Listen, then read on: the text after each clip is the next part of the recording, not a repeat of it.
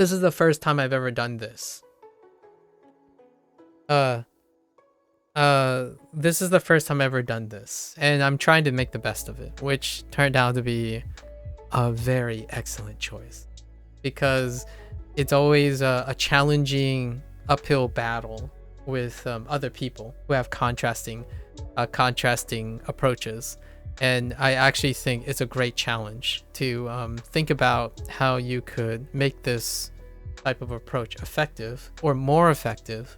I don't work for Duolingo, by the way. Sorry, not sponsored, but I don't work for Duolingo. However, much of my techniques that I bring to Duolingo are things that everyone else does. So oftentimes people like to ask, do I only use Duolingo? Actually, if I was doing this as a job, I would probably not use Duolingo because of efficacy, because of the comfortness of techniques that I use already. So I wouldn't have to retrain myself in the techniques, right? This can be very effective if primarily this is how you learn. And for someone that is incredibly learn forward, like if you're in college or university or postgraduate, these are probably the techniques you grew out of, as in you've evolved beyond, like you've have enough experience that go beyond using simple input based methods. Now it's very brute forcey, so you have to disproportionately put in a larger amount of time for diminished return over time. So how do you adjust it? You do other things, right, on top of it. Just listening to people while understanding most of what they say and then deducing the rest of the words. Yeah, it's the ideal way of learning. But like you said, as adults, it's not that doable. Yes, exactly. The raw method this is very conducive for kids though. Holy heck, it's almost like to the point where I think sharp kids will find this really boring. It would not be fast enough.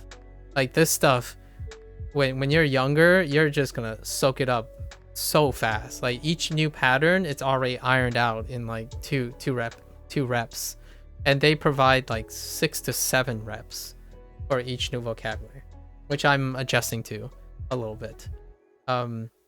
They don't need any like meta layers of understanding. The pattern recognition is probably enough for you to use those patterns and then constructively learn somewhere else by using those patterns.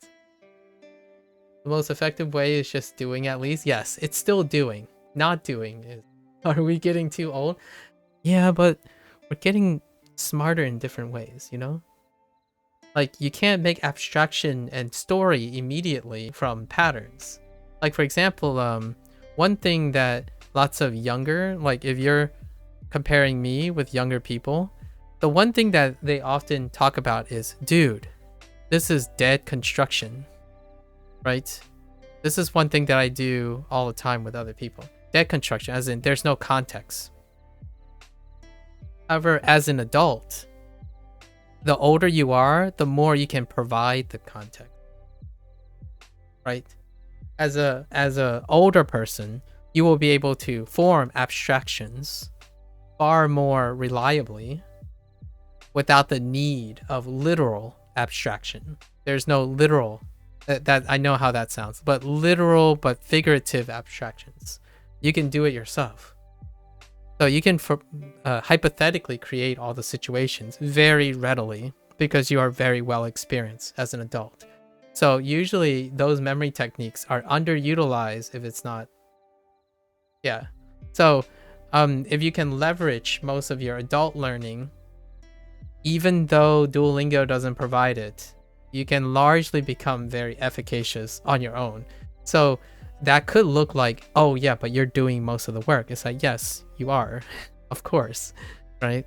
But usually learning comes with doing most of the work. How do you get learning capacity?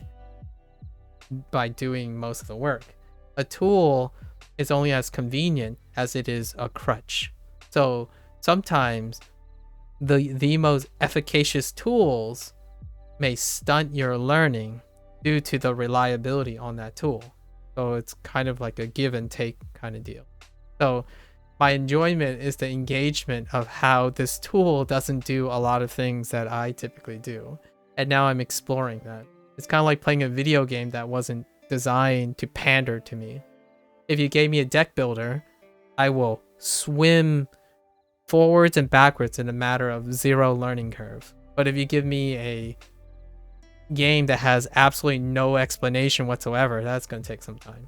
And it's like it reversed all the controls, dwarfed all the standardizations that you understand of controlling, you know, like intuitive design, like anti-intuitive design, then it will take a long time, which is kind of how I feel about Duolingo.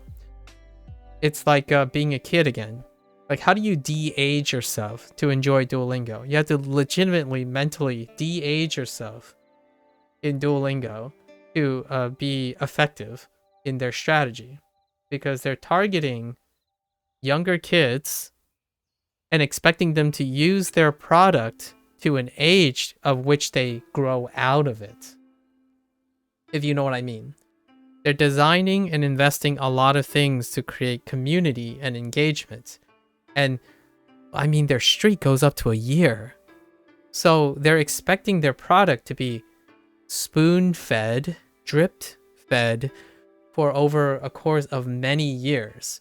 So if you started at the age of 14, eventually by the time you become 19, you'll outgrow the drip feeding, right? And it's kind of reflexive of the language learning process. Your journey doesn't end with one tool. It's for life. At least I like to believe it's for life. And most people believe it's for life.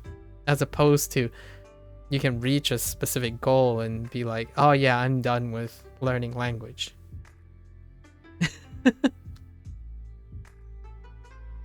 Not gonna lie, surprised you were able to reach this level with Duolingo. Not to diss them, just being, yeah, fair enough. Yeah, it's inefficient, but it's nothing. But it's better than nothing. I agree. I'm obviously just as a contingency. As a contingency thing, I don't have the goals of being fluent in Japanese. Actually, I don't have the goal of being fluent in any language. My goal is to create an environment where you can learn from any experience or journey and enjoy doing it. If you have to do something and use something that is accessible but not really that efficacious, you can still derive a lot of value from it by what it isn't. So oftentimes, the null hypothesis testing, like ways of using null hypothesis thinking, is the idea that, okay, well, you complain and you know exactly what the program lacks. Go find it. Oftentimes, not seeing what is not there is very effective at revealing what is required or what is needed. So it's much like when you're reflecting on yourself, what are your strengths and weaknesses? Well, if you're constantly boosting your strengths, knowing your weakness may boost your overall performance far more at times if they're neglected. So in this case, a lot of people complain and point out of the things that they're missing because Duolingo doesn't provide it. And ultimately, they end up choosing tools that provide those things, and they became successful. Those who quit usually quit because the thing that Duolingo provides a lot failed, and the alternatives don't provide that thing as well.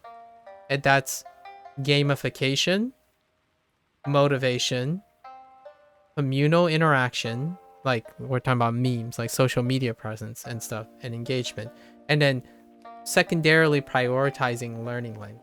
So the idea is to increase engagement, and engagement doesn't necessarily correlate with raw learning efficacy. At the same time, those who find that Duolingo doesn't keep them motivated or engaged, all the other more efficacious rules do that less. It's very, very well known. It does less. All the other tools are more efficacious, provided that the people who use them are also unequivocally self-motivated, right?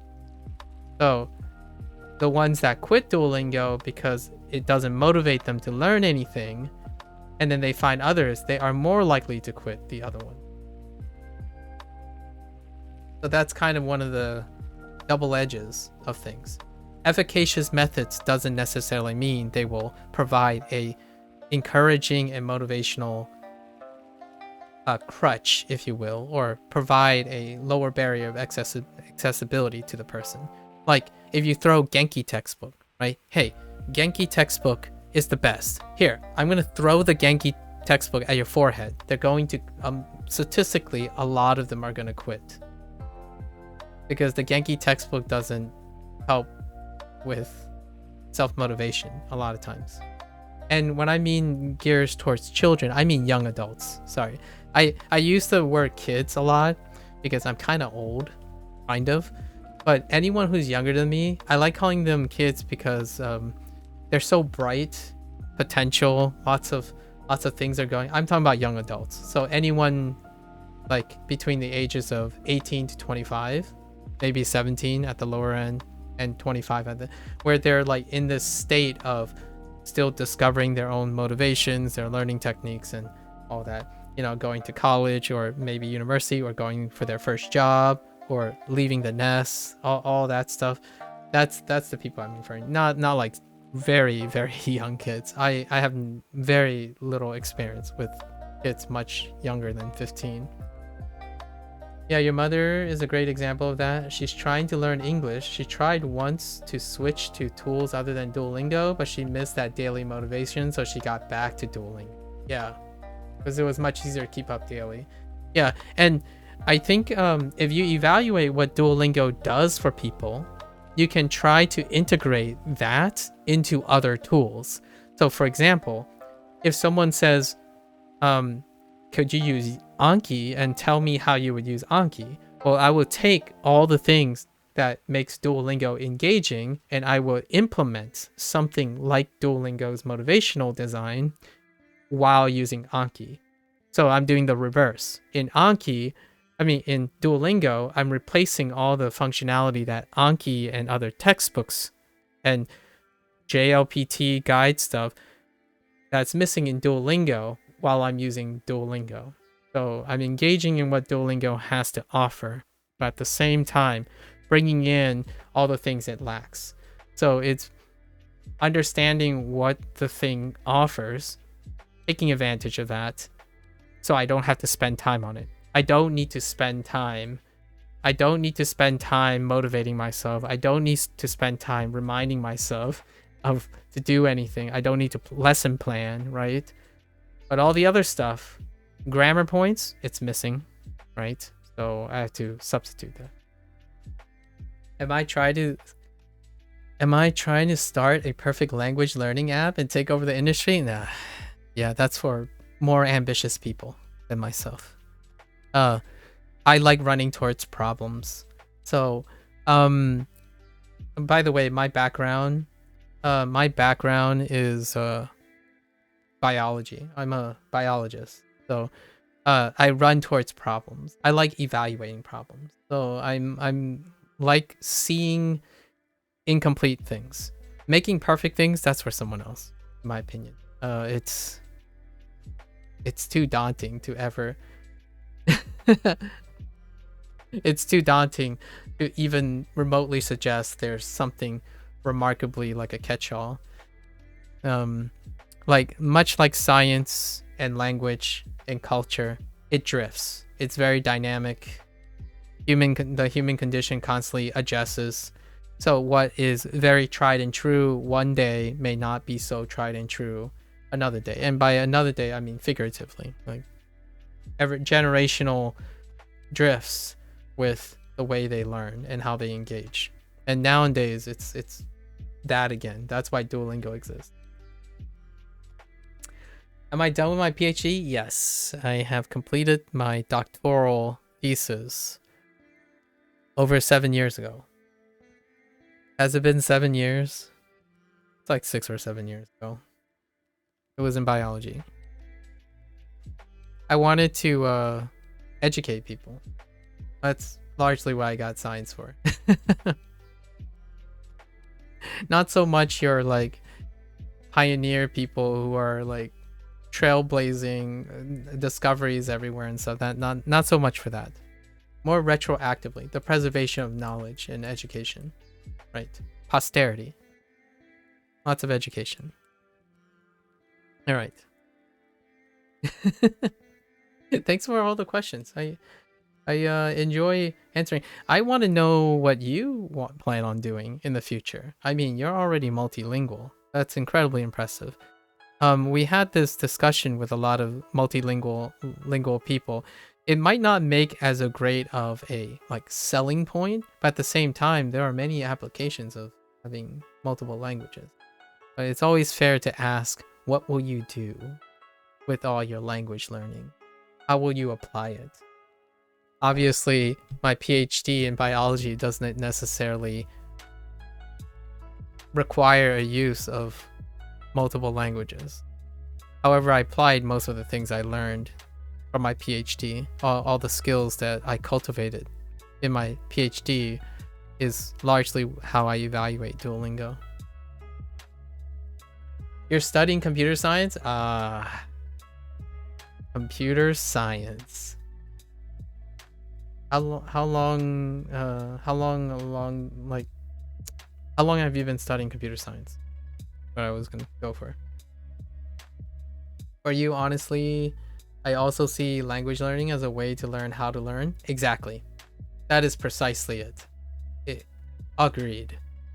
I actually think playing video games. So before this Duolingo thing, I actually use video games as a platform. Unfortunately, video games have a lot of communal gatekeeping as well. So language learning is a little bit broader as opposed to video game. Like, people think of language learning as learning, but they don't necessarily think of video games as a form of learning. But oftentimes I use video games as a learning process because I enjoy the hobby of video games. I naturally end up using the same techniques that I'm using right now in this discussion we're having. The same techniques, same conversational skills, but applied to language learning. Yeah, anything that's not so systemic is a great way of learning. Yeah. I like the way you think. I like the way you think. You are most definitely of the mind of a scholar. Sound very appropriate for someone who's pursuing higher education.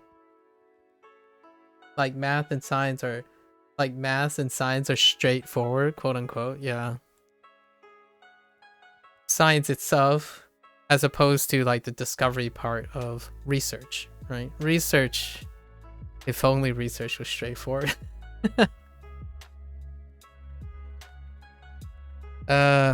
Research. If people think it's not a competition, but if people think if you think language learning has diminished returns in terms of how long you see progress with how much time you invest, research, yeah, it's not straightforward literally. Yes, I agree with you. You were thinking about you were suggesting it in a more of a metaphorical way. Yeah. But man, ooh, that's some snail's pace. It's kind of like most things, right? It's kind of like most things. When someone is showing you the results, time is contracted. When you're in the process of doing it, time is dilated. In fact, it's literally the same, but it's figuratively dilated. Time can seem like eternity when you're investing in something that has diminished return in the moment. However, when you see the results of someone's like 10 years of work, it may seem short because mentally it's a short period. You've experienced this person's 10 years of life experience in 15 minutes. I like the perception of language learning. Lots of times when it comes to Japanese language, or what is perceived online, is that, hey, I learned how to do this in 24 hours. So can you. that's eliminating the person's background of their entire lives or all the contributing factors. So I tend to get this rudiment, like I tend to bootstrap through this idea of the hustle culture. Lots of things, especially language learning, feels like a hustle, but that's kind of what makes it reliable for them, right? Like the algorithm content creators, that's what they thrive on. Like they need to be paid, you know, they're making a living and stuff and whatnot. It's very difficult to illustrate what 10 years of experience look like outside of literally recording for 10 years. That's kind of a tough ask. So a lot of times it's about the hustle. The hustle. Hey, I could say something like in the next video or something. I spent 500 hours using Duolingo, so you don't have to. And here are my takeaways. And I immediately compressed 500 hours into 10 minutes.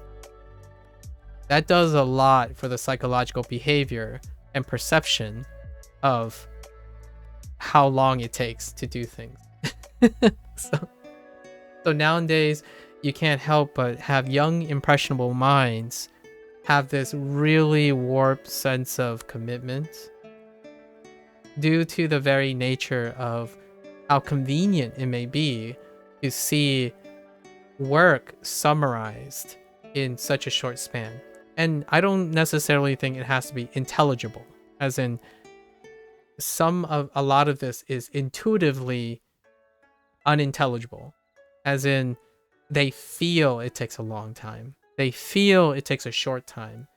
A lot of this can come off as, I just spent 6 hours working on this one Duolingo lesson, but at the same time, like, I don't feel like it's any shorter or longer. Like, I actually love having these digressions all the time. You don't get to appreciate it unless you've been through the same thing. Yeah, it's very hard. The human mind does not work that way, right? We may be able to have some sort of empathy through first-party encounters. However, vicarious living is only so good. And also our emotional memory is, for lack of a better word, fluid. It's incredibly fluid. So what I mean is, the moment that moment passes in your emotions, your memory of your encoding of that thing begins to change. It will continuously be shaped by every new memory you're constructing. So as much as you want to think you know how it feels to learn again, like, you cannot unlearn and relearn the thing you think you remember about how it felt to start Japanese again. So why is that important to me is that when you're a teacher, when you're a teacher, you have to work through that. You have to work through that. You have to remember that as a human being, you cannot keep and hold on to being able to relate to someone in a position you once were in. You can't undo it. We're not talking about like crazy exceptions like amnesia or trauma or something. That's absurd. Like, let's not go with those things. But generally speaking, it is so difficult to remain effective as a teacher the longer you spend away not tackling the things that other people have tackled or will tackle again. So what's the closest thing you have to that, right? What is the closest thing you can do? And that's what I'm doing here. I'm literally recording the stranger of myself for tomorrow, the next day, years from now. When I look back, it is a stranger that I see, not me, as in always me now. The then me, the future me, will look back on the past me as inspiration. However, I can never relive all the emotional encoding and memory point to point. We have technology for that, at least, to at least record ourselves. Journaling before Twitch, before recording, there's journaling, right? Yeah, fitness diaries and food diaries, photographs. You try to capture as much of that. And I'm using this opportunity to do just that. Because when I saw my day one sub, that person might as well be a stranger to me now. I no longer could comprehend Japanese the way that person does anymore. When I look back on day one about like how I wrote what I was interested in, and I do like summaries and upkeeps every like so often. And when I look at those reviews, I'm like, yep, I don't even know how that feels anymore. And it's been less than 71 days. I still don't know how I felt anymore on day one. Like I can't even remember all the thoughts that were in my head. Like, oh, where am I starting? What was I juggling? It's very difficult. At least you can capture a lot of it if you speak out loud, record yourself, do something, that kind of thing. Okay, this is a weird turn, but I think that's why people tend to forgive with time, if you know what I mean. Yes. I talked about this a little bit. Oh, this is a good digression too. I talk about this quite often from time to time, where a lot of people talk about this silver lining, or not the silver lining, but the benefits of having great memory, right? Like eidetic memory. Lots of times people would compliment me in my life, say, oh yeah, you remember a lot of things. It must be great to remember a lot of things. It's so convenient. And I'm like, I don't have eidetic memory, by the way. I'm not like gifted or anything like that. I don't particularly think I'm above average, I would say. But even then, when I think about it, in the evenings, I have mania. I have a lot of mania, okay? So it's largely because my memory doesn't consolidate that quickly. So what happens is, if something happens during the day, be it very exciting or very negative, in a sense, you have to manage it somehow. And for those who have incredible memory, that kind of piles up quite a lot. I'm not saying that I have a lot of negative experience. I've learned how to cope or how to circumvent that. So most of the time now I turn everything into a constructive thing to manage my mania. When I was younger, like a kid, 13 years old to 18 years old, I lingered on every little detail during the day, and my environment was incredibly negative, and I didn't have enough life experience to interpret and how to convert strictly negative experiences into something useful and constructive.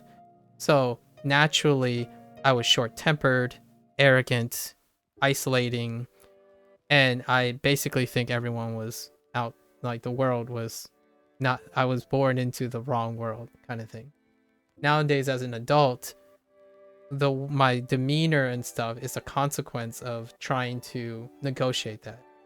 However, for those who live a different life, I think the whole idea of forgiving over time also deals with how memory consolidates. It's kind of a defense mechanism, right? If you think about trauma, one of the first natural responses is to try to compartmentalize or ignore that trauma, or try to, remove that trauma quite literally from your memory.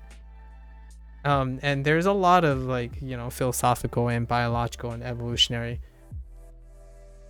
provocative hypotheses about how memory works, how memory is consolidated in our minds as a defense mechanism, or as a consolidating mechanism for things like that. I'm sure you watch like media, movies, maybe TV shows about people who have really, really strong memories, and ultimately they live very, very miserable lives, right? Because the hypothetical situation is that they will remember they will be clustered to focusing all the negative things, because negative things by human condition are extraordinarily salient. They're incredibly more powerful because that's how you survive. You're often hyper elevated to remember negative experiences. So imagine if someone has a heightened memory, right? Heightened memory and for not forgetting things. Well, you relive those moments. You constantly are able to relive those moments, as opposed to being fluid, as in a bad memory may become a more useful memory, and then the more useful memory then eventually clusters into others. Do you think negative things have a stronger effect on people than the positive things? Yes and no. The short answer is probably yes, because everything contributes to something to some extent. However, it's no in a sense that I think whatever occurs more frequently become less significant. Whatever occurs more infrequently is incredibly significant. And oftentimes our life, we're technically surrounded by a lot of quote unquote positive things. The negative things are the things that stick out, because as humans, one may argue that we are kind of conditioned to focus on the things that stick out that you don't want to happen again. So negative things are far more frequent for most people than things that don't hurt you. So non-negative versus negative. Negative things happen way, way less frequently. So you remember them it's a lot easier to be distinctive. The reason why I say that is because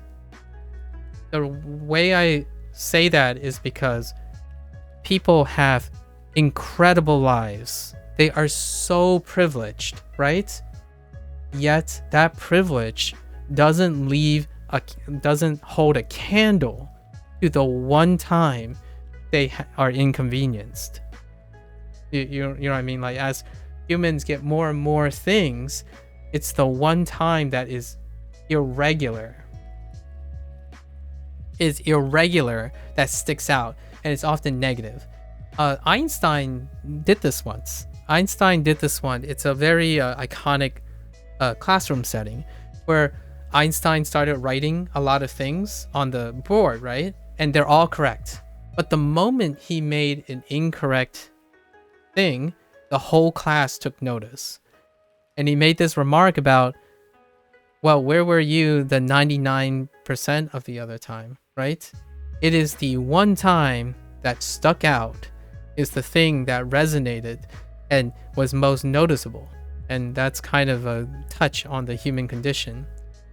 In the long run, you have far more non-negative things that happen in your life that you have lost the appreciation for, because it is so high in frequency, almost to the point that it's the human condition to numb out things that happen repetitiously. Like Duolingo's way of learning becomes less and less efficacious over time.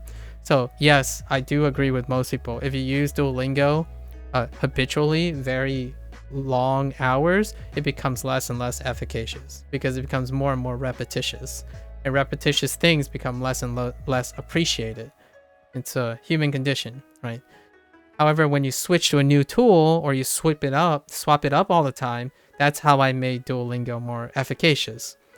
Every month or two, or every month, like every 25 days, I swap up how I'm using Duolingo, as in what am I doing when I'm looking for prompts and stuff, and that makes it more appreciative again, as in the less routine. So it goes with the whole positive and negative thing. If everything around you is like not negative, then most of those things are not significant anymore. They become unnoticed. And then when a negative thing happens, it's going to shock your system. And that's the one thing that I would say yes and no.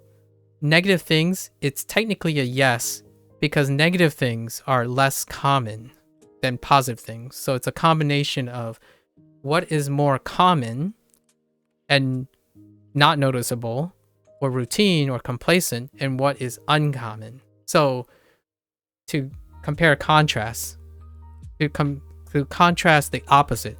You might be saying, well, then are positive things stronger than negative things? Early on in my life, I had nothing, right? Like my parents came back rags to riches, but the moment we moved to a new district, everything that was new was great. They were the positive things because I didn't have a lot of positive things in my life. So much like the opposite effect, if you start a language and you immediately notice a gain, beginner's gain for a lot of things, that thing will be salient until it's not. So the positive works too.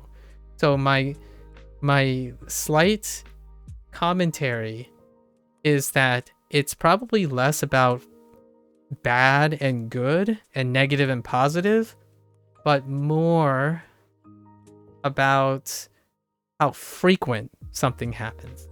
So when you have a really, really bad day and a singular good thing happen in that day, that thing will be the most memorable thing about that day because it sticks out. So if it rained the whole day and suddenly a rainbow shows up in the middle of the day, you're going to remember that rainbow. It's less frequent than the rest of the rain. I mean, in a very small time frame way. So that's the same as if you're a goal-oriented versus process-oriented learning. A process-oriented learning focuses on constantly changing the thing up. Goal-oriented tends to focus on doing the same thing to reach a goal. A lot of times. They skip the part where you have to keep changing things up to get to the goal. They think about the best method and just bootstrap the heck out of the best method to get to the goal. And in 2 or 3 years, they're going to get bored and diminish return on whatever method they chose because that method didn't change forever. If you're so fixated on getting the best method to learn something and you think you have the best method, it is less likely to be efficacious over time. Usually is you change up your methods as you're going. Your methods are always constantly changing as you're going. So to elaborate on the zero-sum game idea, basically it's the same thing. It's as if the brain learns weights, yeah, to put in the emotional reaction to events in one's life. Yes, the zero-sum game, yeah. The more frequent something is, the less weight it's assigned to, yep, and vice versa. And so the goal is that the sum of the feelings, yes, negative plus positive, must sum up to 0 in the short term. Exactly. The zero-sum game. Yeah. If your life is composed of several events, how do you create distinctness and appreciation distributed in those events? You can have significant improvements in 3 or 4 skills versus completely investing in one skill. Let's just say not the core skills. Let's say you want to work on 4 different things, right? What are the chances that if you work on one skill, then you notice a diminished return, then you switch to another skill, work on that up to diminished return, then return to your 4th skill? How much more efficacious is that than sticking with the one skill and constantly? Overall, I would say generally speaking, when it comes to like practicing and learning, it often comes down to multidisciplinary approaches and to overall lift someone's aptitude a lot more, like overall.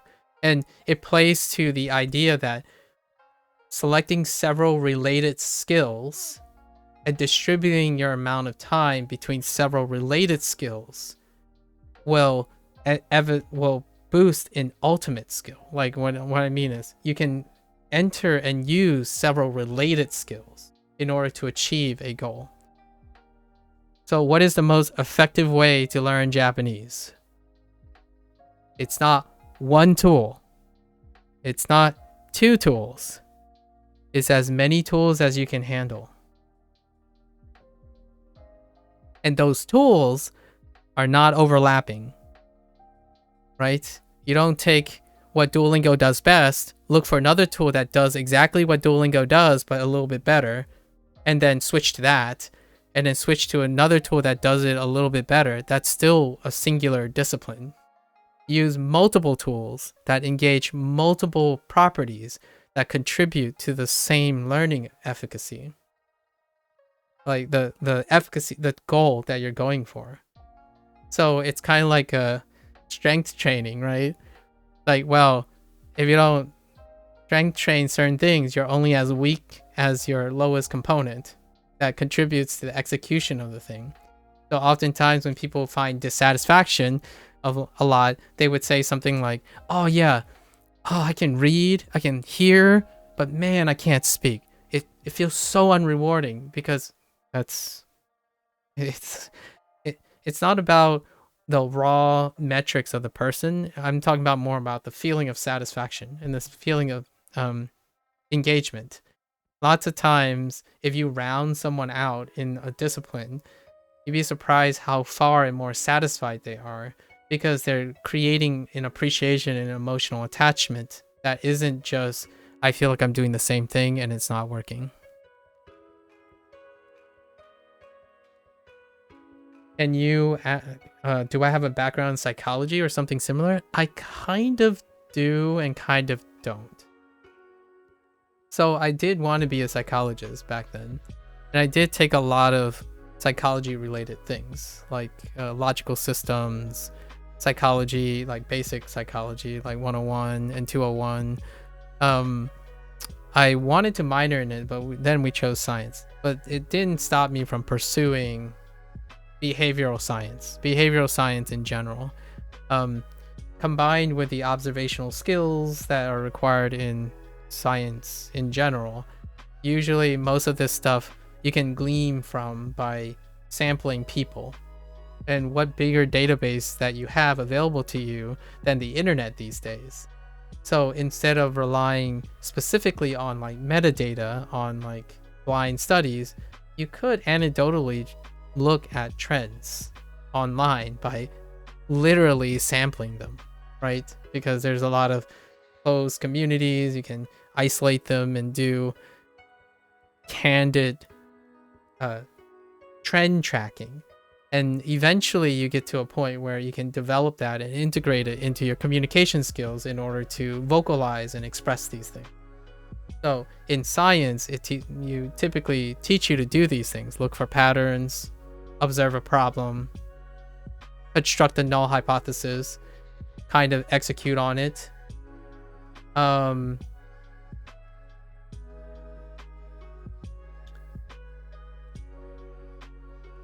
We love to provide you with partner link if you'd be interested in streaming our content a bit. I don't know what that means. Your content? What is your content? Maybe a discussion off stream or something. I don't know what that means. So yeah, yes, I have a background in psychology, and it has been a very, I guess I wouldn't say it's separation. It separates from my curiosity about education. I think most people who need to interact with other people, especially from an educational standpoint, requires a background in psychology. Personally, I'm not holding other people to that standard, but for myself, I really believe earnestly that I need to understand a bit of sociology, anthropology, psychology, logical systems, maybe a little of philosophy in order to better increase my efficacy in connecting with people you're educating. Oh yeah, sure, Jesse. Sure, no worries. I appreciate it. Yeah, leave me an email. Thanks. So that's kind of where it is now.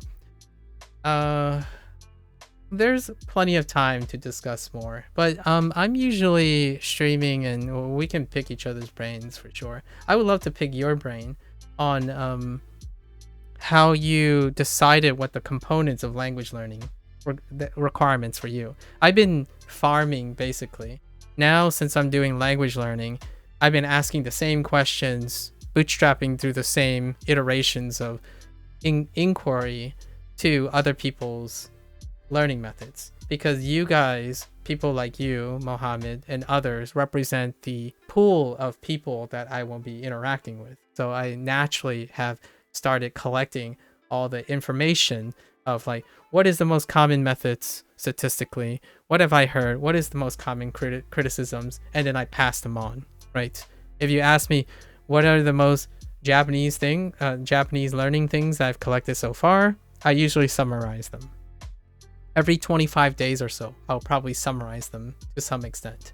Like, for example, you like textbooks? Like if I ask you, oh, you found out that your strength is to learn from textbooks. Genki or mina no nihongo.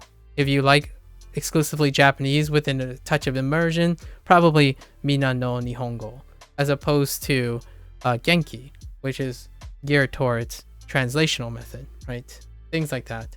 And things like if you want a more conversational heavy conversation, like conversation examples and stuff, probably LingQ for the time being. At least that's kind of approachable, and the cost variance is a little bit agreeable. And then there's another guy here. You can do kind of an exchange where you hire other people. Italki came up a bunch of times, which I found very open. So things like that. So I will farm and ask other people, and usually collectively. Rarely, not a lot of people actually ask me for advice, and I don't typically like to. I'm not too comfortable giving advice as well, because technically whatever you see on stream, I'm learning in the process. So it's rarely ever comprehensive, and I rarely engage in anything that I am professional at or I'm competent at. I usually place myself in a situation in which I am the less competent person, and that allows other people to offer me advice. And then when they offer me advice, I can grow and learn from that. There are a few people I know personally now that probably can talk with me and interact with me in a very different manner.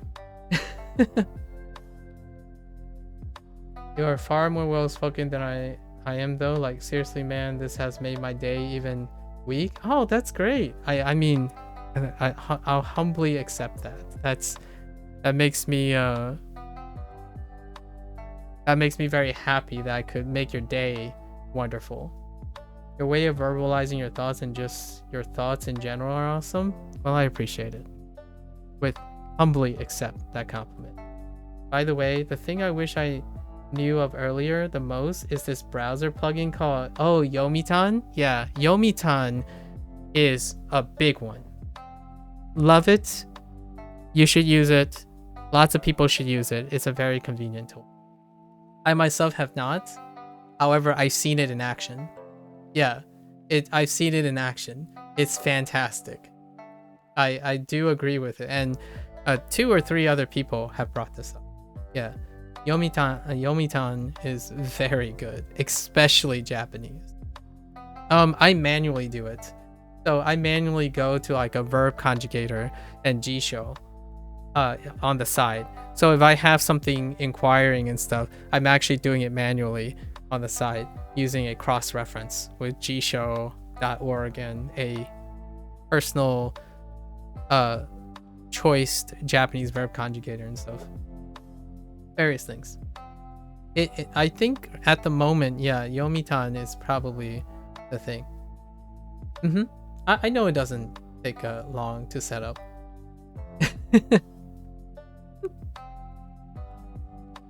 Don't be lazy for like 15 minutes. Well, here's the thing, right? You gotta ask yourself, am I presenting an example of laziness, or am I presenting an example of not being lazier? So like I did talk about why I use a verb conjugator and G show, but there are things that I like to do still manually. Just a joke. This is dedication. It's personal. Yeah, yeah. I will use it in the future probably. When the thing I'm doing is not as engaging anymore. So I'm using the combination of things I'm doing now, but it won't stay the same in the future.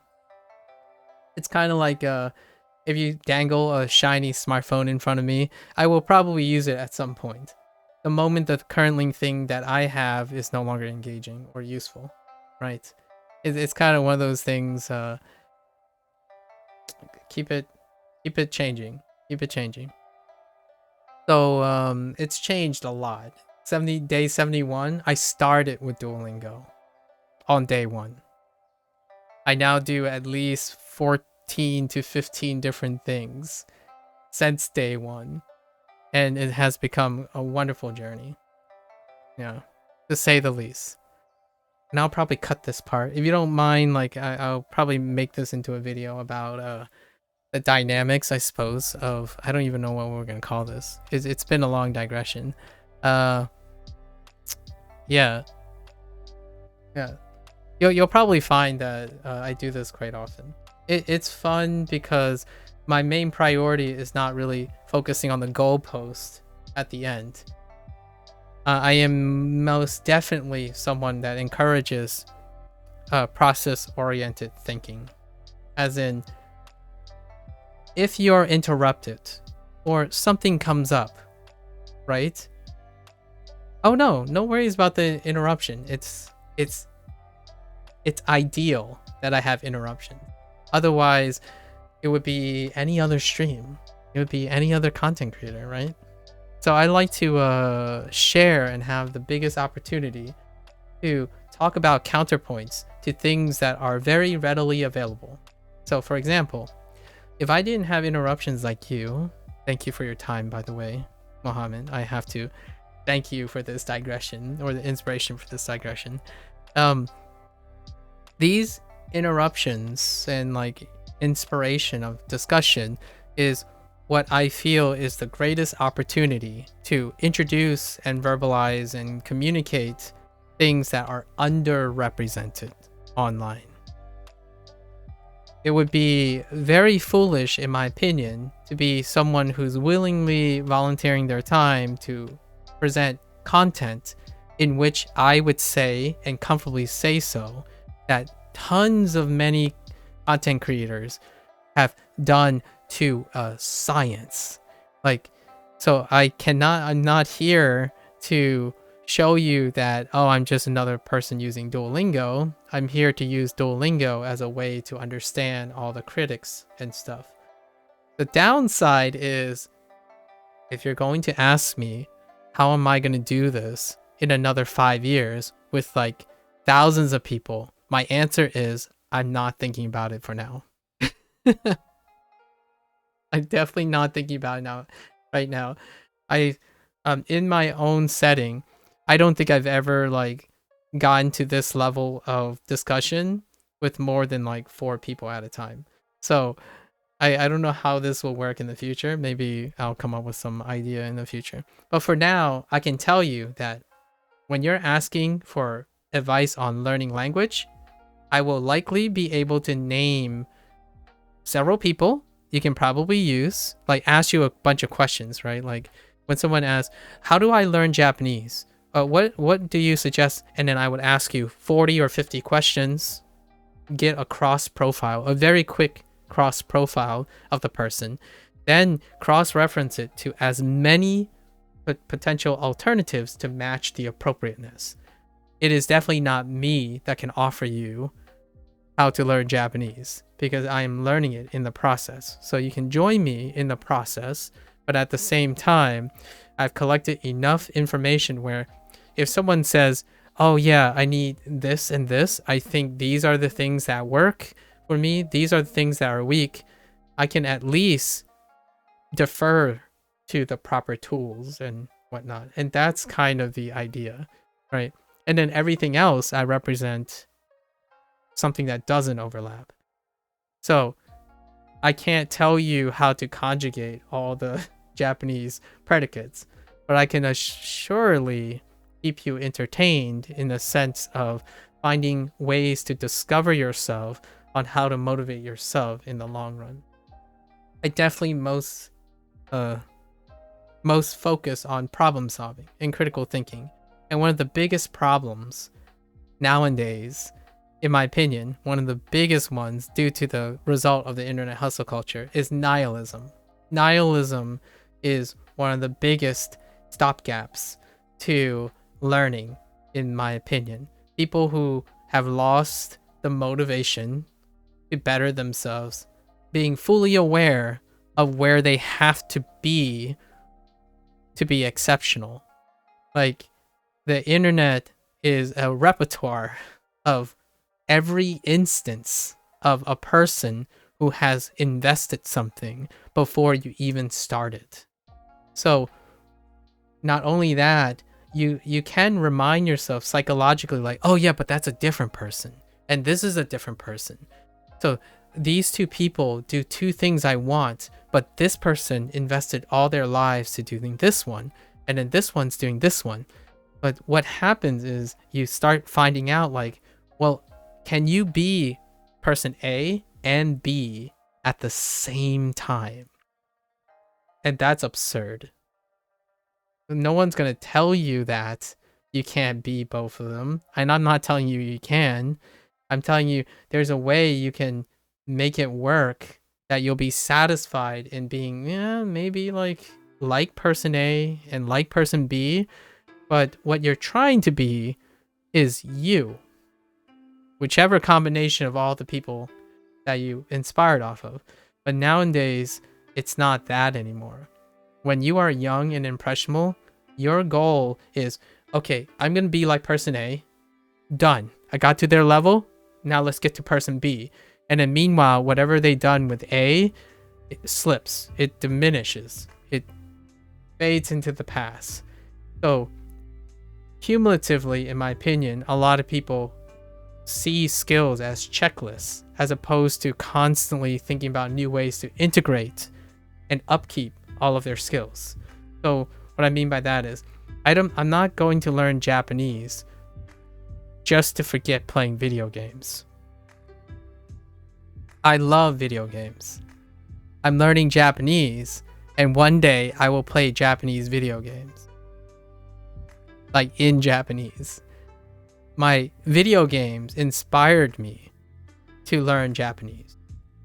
My parents inspired me to learn Mandarin soon. My college education will have me going back to Spanish.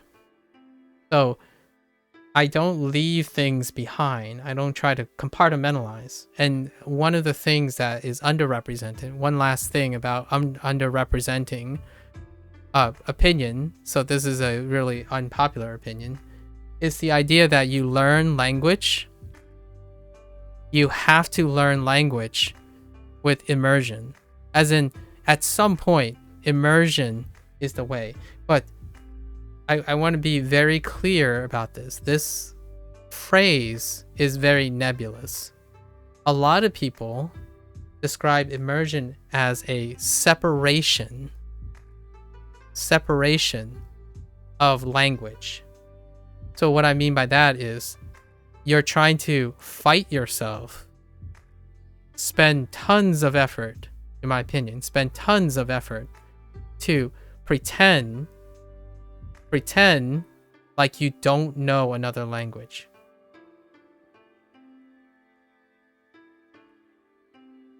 Well, my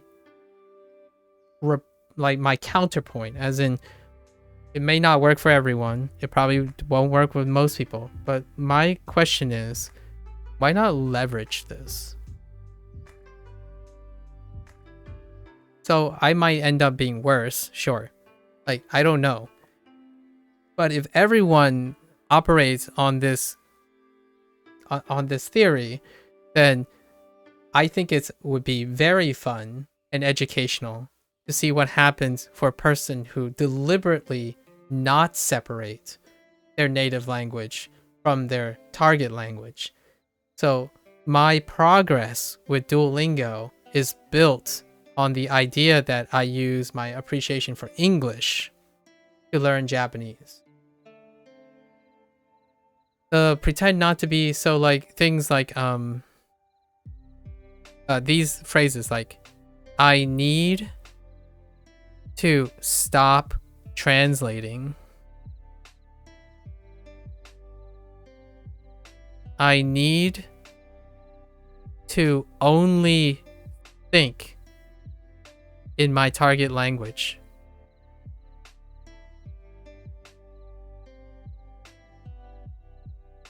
Right? Because this slows you down, right? The idea is the goal is to become efficient. These are the things of immersion. What is the effectiveness of immersion, right? So this is true. I would say this follows very well if you want fluency and native like speak, right? Native like speak. Because this is separation, it's compartmentalization. You're using less effort distributing this, right? However, during the learning process, you are using effort. You need to use effort to first condition this behavior. So you spend a disproportionate amount of time trying to work on doing this, getting this successful, and then you'll get to native like things. And I agree with that. I think that's excellent. So what am I doing that's different? Well, my attempt is, what if my goal is to be comprehensive? Like I want to comprehend the language and not worry about this whole like native like or being like something else. I want to comprehend the language, but leverage English. So instead of constantly saying, oh yeah, I shouldn't translate in my head, I do it deliberately. So what I typically do is I go from English to Japanese, and then Japanese to English. Rarely do I ever think like, if I'm thinking in Japanese, I can stay in Japanese. I think in Japanese, I go back to English. When I think in English, I'm going to Japanese. What does that look like? That looks like immersion to me. So now whenever I do anything, like if I read fill in the blank, I'm also thinking in Japanese.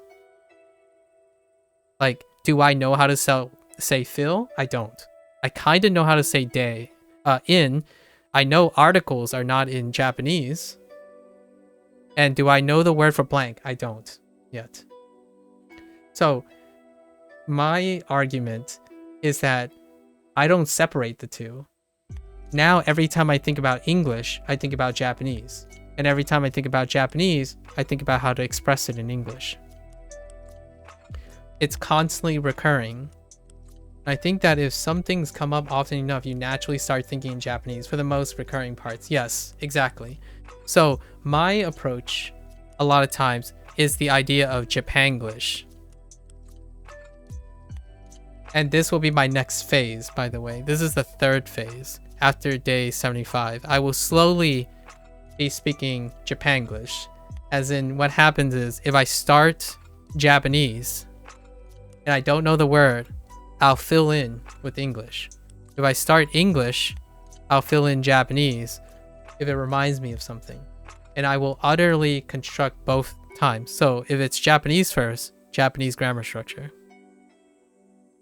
If it's English first, it's English grammar structure. The reason why I'm doing this is because this is how I learned Fujonese. My approach is that my parents learned English without doing that because they learned most of it through me. So they put together the points. So if you don't know the things in Japanese, but you know in English, eventually you can associate it crossway. So eventually, when you said to yourself enough, like, oh, blank keeps coming up, like blank, what the heck is blank in Japanese? But you know everything else, the next time you hear something, you can fill in the blanks a lot more rigorously because you have all the infrastructure around that word already. So that's how I went about it here. Duolingo, I'm using it in that manner. And usually that's how I learn things. I learn it in the context of things I already know. So the reason why that's important is memory and practice, or like practice in general, to me, is most vivid and strongest if it's reinforced. So how do I know all the words that I learned every 3 days? It's because it's attached to all my English words, all my kana, all my romaji, and all my other things that I've established. And being bilingual or being multilingual, it's a shame that you're not leveraging that in a more literal way. Yeah, like it's like literally, it's just that it's in your head. Yeah, exactly. So the Japanglish thing, right? That's what I do in my head. Like, okay, so I could say something like benkyou shimasu. So I can study, but I don't know what science is. So okay, science o benkyou shimasu. Well, think about that later. When you're watching anime, what do you do when people say, oh, when you're immersing, you try your best to fill in all the things you know, like capture all the things you know, and then fill in all the things you don't know later. But you don't have to necessarily do that by being exposed to Japanese. You can do that anywhere. The moment you read an English line, can you express it in Japanese? Like, but what do you know in it, right? So that's kind of how I went about it. And when people tell me, oh, so what do you do when you're not streaming? I think in Japanese, but I'm telling you that I'm thinking in Japanese and English at the same time. Yeah, so that is definitely a very true and useful thing. But one thing that I found is I tend to mix in words from other languages in my sentence, and if the word in the other sentence is just easier to be, that's a consequence of being bilingual or multilingual. And you know why. If you become self-aware of it, you can easily flex between them, in my opinion. I tend to just use that word in the other language, and with the time I struggle with your main language, yeah. And when you become aware of it, it's a difference between, you know how some people say bad habits, right? Bad habits. This was one of the first things that people talked about when I started Duolingo. Does Duolingo create bad habits? Right? It's not a bad habit, in my opinion. It's not a bad habit if you're aware of it. And you know how to change it. Because if you know it's going to happen, you can also use it to your advantage. So what's an advantage? I can tell you an advantage that I've used a lot of times. So Indy yelled at me a couple times already for the Japanese word for restroom. And the restroom phrase is otearai with the honorable O. Otearai. But I had a habit of changing it for a. Because I'm already aware of it, and people are aware about bad habits, it's very easy for me to remember, like, oh yeah, it's restroom. It's an a, it's not an a, it's an o. Otearai. That's it. And you might be thinking like, well, that's an extra step, right? But if you think about it, I'm encoding more information than just remembering that it's otearai. Some habits are harder to fix than others, though. That's a little difficult to appreciate for me. However, if you're a habit person who change habits very consistently, right? If you're someone who's very prone to consistently change, it's negligible when you're thinking about a very specific habit in the skill set. So what I mean by that is, yes, if you're worried about which one is harder and which one is easier versus are these easy enough to change?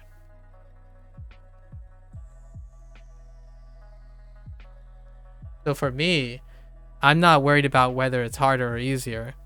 I'm just worried about if it's easy enough for me to change. Like, why compare? Why worry about comparing if you can do both anyways? So that's usually my perspective on people who are weighing. You're talking about habits that you build up on top of other bad habits? Associate them with good habits. Your good habits are probably stronger than your bad habits that you have undesired. Well, you don't have to trace them, right? You can change them. At least that's in my opinion. Whenever I think about people saying bad habits and good habits, I see them suggesting that bad habits are non-productive, right? And good habits are productive. So in my mind, I want to change the bad. It might not be your definition, but I would ask you, what are your bad habits? List your bad habits. List the characteristics that make them bad for you. And since they're already there, how can you make them productive? How can they become productive? And then build around them. So like, for example, otearai is most definitely a bad habit. So how do I make this into something productive? Well, for me, I like remembering who gave me advice. So you don't fix habits, is what I'm saying. Like, I don't see it as fixing habits. You're changing the habits. Your habits are there because they're convenient. The element of something that's bad or good is because you consider it as non-productive or productive, as in like it doesn't further your situation right now. But you develop those habits because they were convenient, as in they functionally had a purpose. Now you can readapt those purposes to other things or not. So you can spend all the time you want to get rid of bad habits, or you can change the habit into something that's useful, right? And I usually take the path of, ironically, I usually take the path of least resistance and try to convert something into something useful. Alternatively, habits, if you want to change a habit, I usually use the technique where you associate another habit to the habit that you kind of want to change. And then eventually you'll come up with ideas, in my opinion, for collecting people.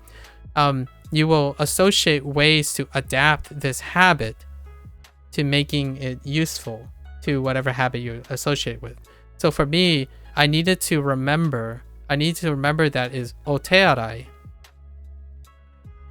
and not atearai.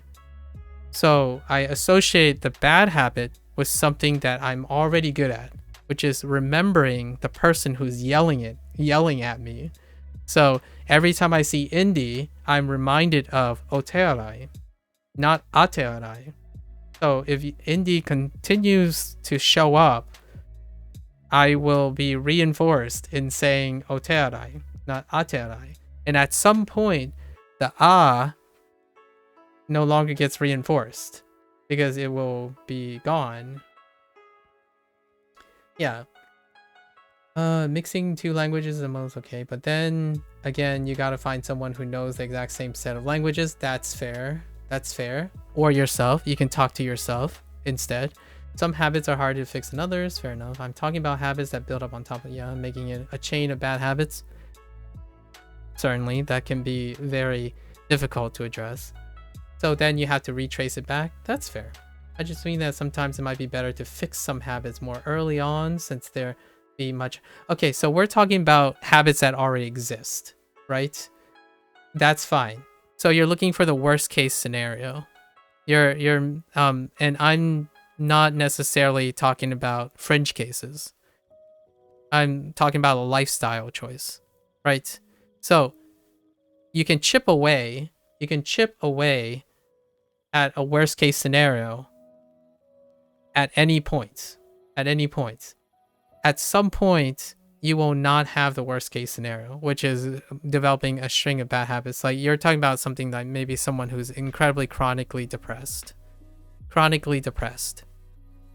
And yeah, these are extreme cases.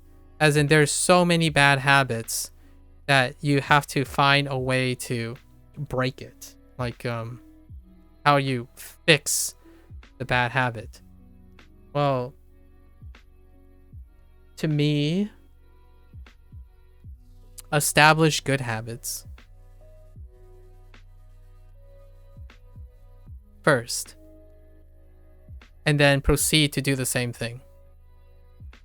So I asked the person, what works already? This is a hypothetical situation. I'm not offering this as professional advice. What works already and what doesn't work, right? So then we have all the bad habits and the good habits. Can we use the bad habit, the good habit, to pair it up with one of the older habits and then go from there? So at some point, someone has a pool of desirable habits and undesirable habits, right? So you have a working basis for many things. Oftentimes, if you spend the time fixing a habit, you have nothing to counter it. There's no counterweight. So what I mean by that is, when you're fixing a bad habit and only the bad habit, it's a net negative. It's always going to be a net negative. So in this situation, when someone's in chronic depression, like, they only have negative, they have no extra fuel or any extra leeway, you have to go and either work on something that provides a counterweight or something that does work for them. And you start from there to change the bad habits, right? Fighting something is like, to me, like, telling someone, forget your native language. Forget your native language. Forget your native language and dive right into your target language.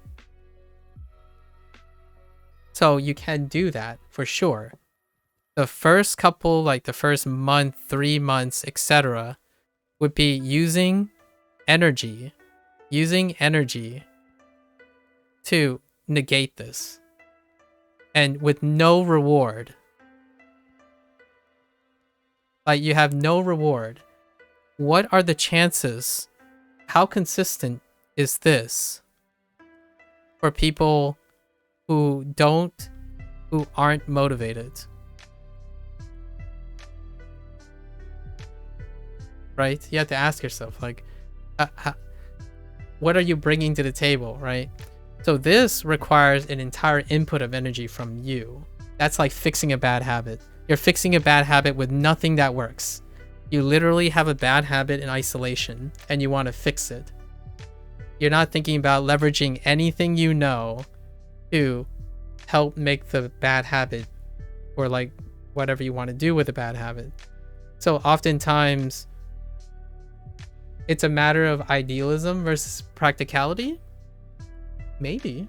Sometimes they're one and the same. What I mean is, sometimes it's one or the other to some extent, but I think it's both. It's both. Like a pragmatic thing would be something like English. English is a language with something, but there's pragmatic similarities. Pragmatic similarities between English and Japanese. You can leverage that. That's practical. Right? You can use those practical things. Ideally, you don't need the crutch of English and go straight into Japanese. Sorry, Japanese. Right? And then you won't need leverage for that. It's a bit of both. It's like mixed. Typically I would say you find what you need, right? It's rarely ones and zeros. For my sake, I don't like inputting so much. Yeah. Ideally, you go into Japanese. That's the idea, right? What is the straight lace thing? How do you learn Japanese the fastest? Be born in Japan. Yes. Occam's razor. How do you become a native Japanese speaker? Be a native Japanese speaker. Now let's work from there. What do you have to work with? Well, you're not born a native Japanese speaker. So what do you have to use? Well, what can you leverage? Well, you can leverage English, right? But then you tell someone like, no, don't leverage your native language. What do you have left? What's left? In terms of language, what's left? And to me, that's my counterpoint. So, advice of people, a lot of the current trending advice is the most effective way to get people to consistently learn a language is to pretend like you're ideally Japanese. That might work. That might work if you're a kid without a native language. You see where I'm going here? The most popular methods are based on the idea that the kid, you have no interference. You're not juggling any interference. Like, you're not doing anything. You just soak it up. Like, you sit there and somehow you de-aged yourself and you've forgotten that you have a native language. So in my opinion, it's about 50-50. You get a little bit of mix of both. So 50-50, say you do a coin toss. Oh yeah, you ended up on the side of the place where you're an adult and you can't stop thinking about things in English. So the first advice you get is to stop thinking in English. Or in your native language, right? In this case, English for me. Like, well, I'm sorry, I'm on the other end. And what I mean by that is, ask yourself if you can do that. Not everyone should do this. Ask yourself. And then what I typically do is I make the method, I take the methods and apply it to what I need, what I do, right? What are my strengths and weaknesses? What do I require? Well, I'm going to leverage English because I heckin' love language. I love the English language. I love the Japanese language. Why not talk about them both forever? Like, constantly. Like, when I'm running, I'm literally saying, oh, hey, that's a tree. It's also key.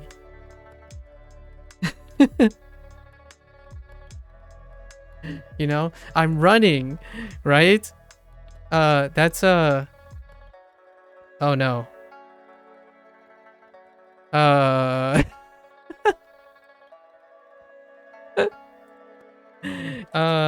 think Duolingo introduced hashirimasu.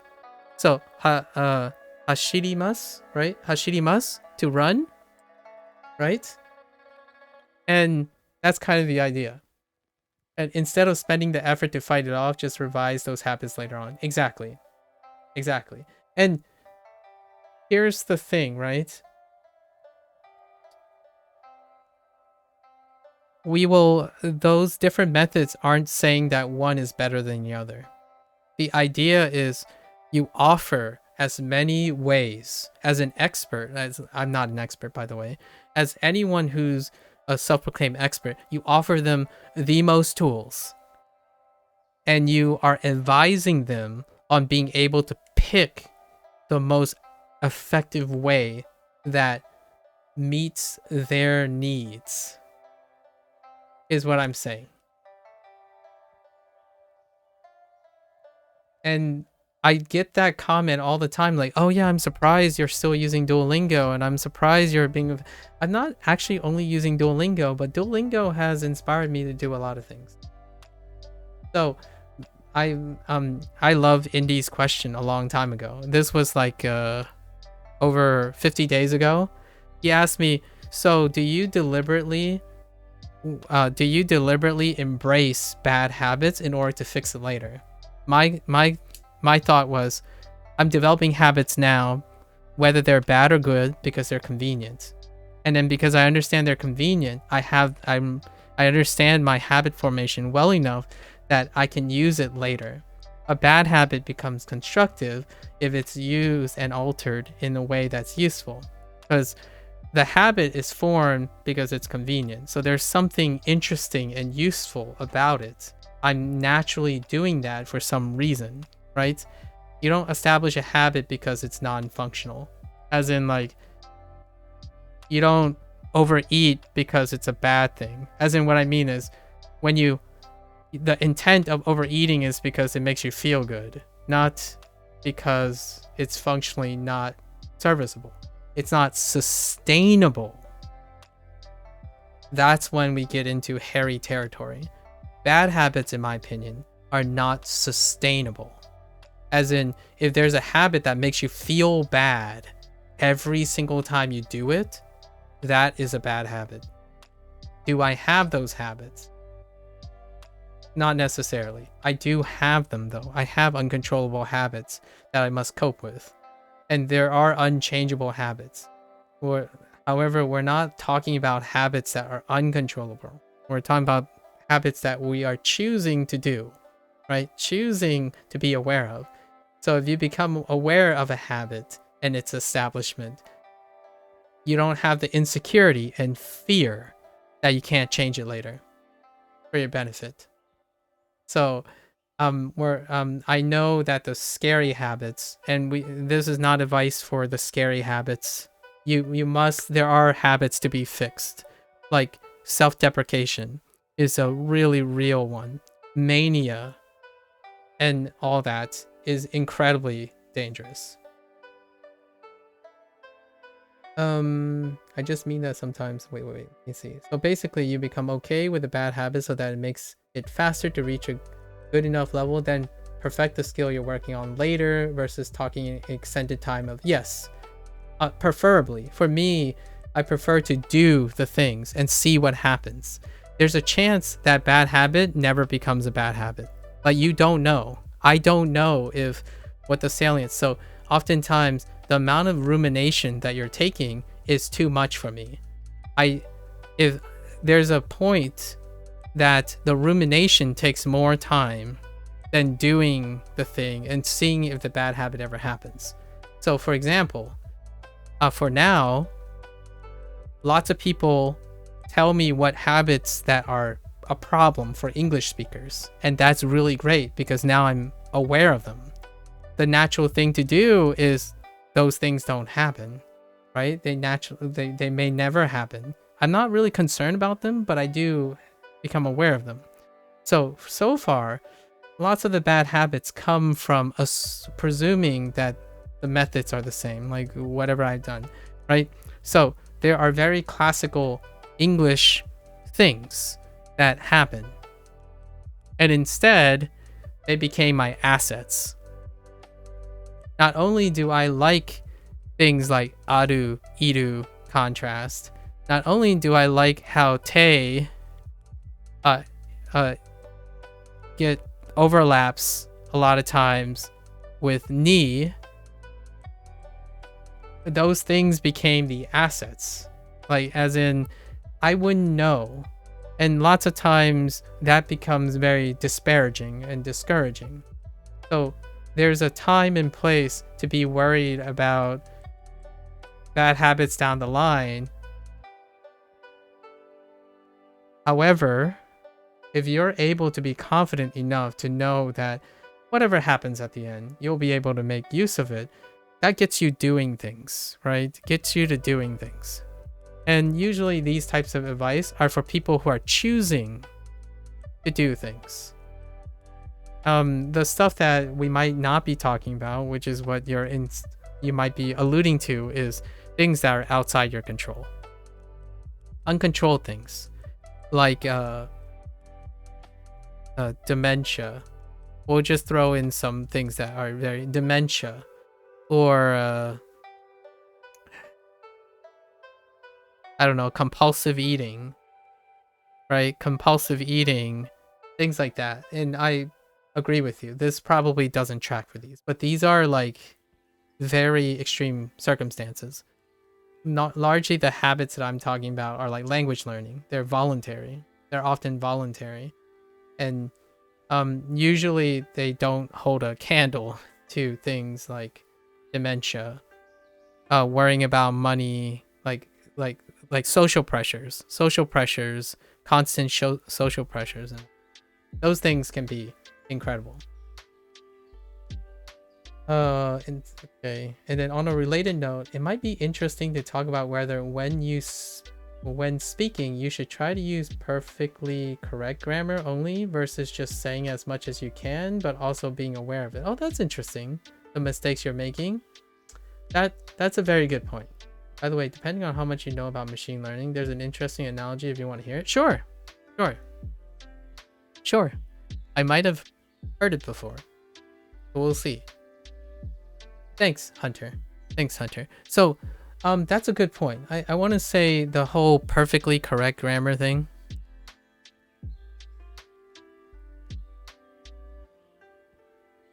Okay, so we're going to say perfectly in like super brackets. I'm not entirely sure this is going to fill that. But when I said Japanglish, right? Japanglish. Oftentimes, your reference is your grammar. Right? Your reference is your grammar. And then if you're going Japanese first, Japanese. Right. Someone told me about using this phrasing, so we're gonna avoid that.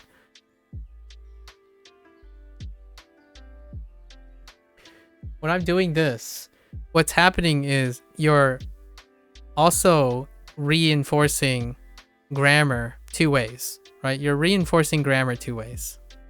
That also creates association with the grammar going across. Like if you know English grammar, you know what is not English grammar. And if you know Japanese grammar, you know that it's either not English grammar or not Japanese grammar, right? And oftentimes that is also self-correcting. So yes, you might not have perfect grammar because you might be mixing these two, like mixing English and Japanese grammar. However, at some point with this bootstrapping, you can distinguish between what is Japanese grammar and what is English grammar, while also knowing what is not English or Japanese. And oftentimes, it offers more opportunities to think this way, in my opinion. More opportunities. And my personal take on this is that you are thinking about Japanese and English more frequently, involuntarily, or not like voluntarily, but like when you think of something, every time you think of English, you're thinking about Japanese. That is still more frequent than setting time aside to only think in Japanese and only in English. So what that happens is then whenever you go to use English, you're gonna stop thinking about it in Japanese. And then when you're only thinking in Japanese, you're gonna stop thinking about it in English. Well, what is more functional, in my opinion? Well, personally, I would prefer that I be able to do both, right? Because why give up something I already have to acquire something else? You might be saying, oh yeah, but that's the sacrifice. That's the sacrifice you make. Well, sacrifice is subjective. To me, not so much. I prefer to increase the frequency. But so basically in machine learning, roughly speaking, you have an error function and you're looking to find a minimum. So you start from some point and then by calculating the gradient. Yes, exactly. Exactly. The gradient and derivatives, yes. And then basically giving you the direction you should be going in to find the minimum. Yeah. Exactly.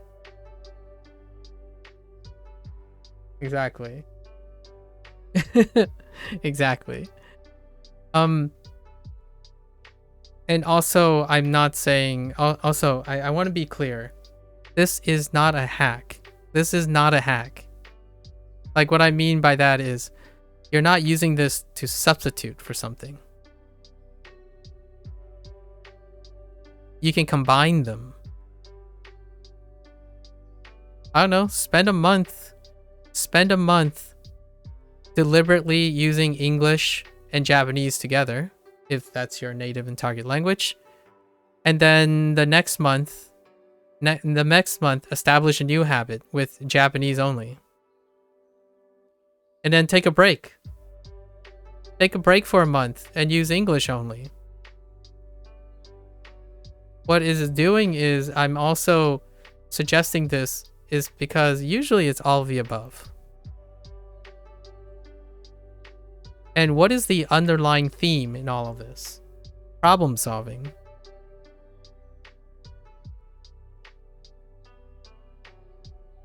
It's reducing tedium. Right, we already talked about how complacency is very strong and demotivating. So lots of times I switch up things towards a, I don't know, goal. We'll say towards a goal. But my approaches are constantly cycling. It's cycling through these stuff. So sometimes I might watch anime with no subtitles. Sure. Sometimes I watch anime with English subtitles. Sometimes I watch anime with dub in English with Japanese subtitles.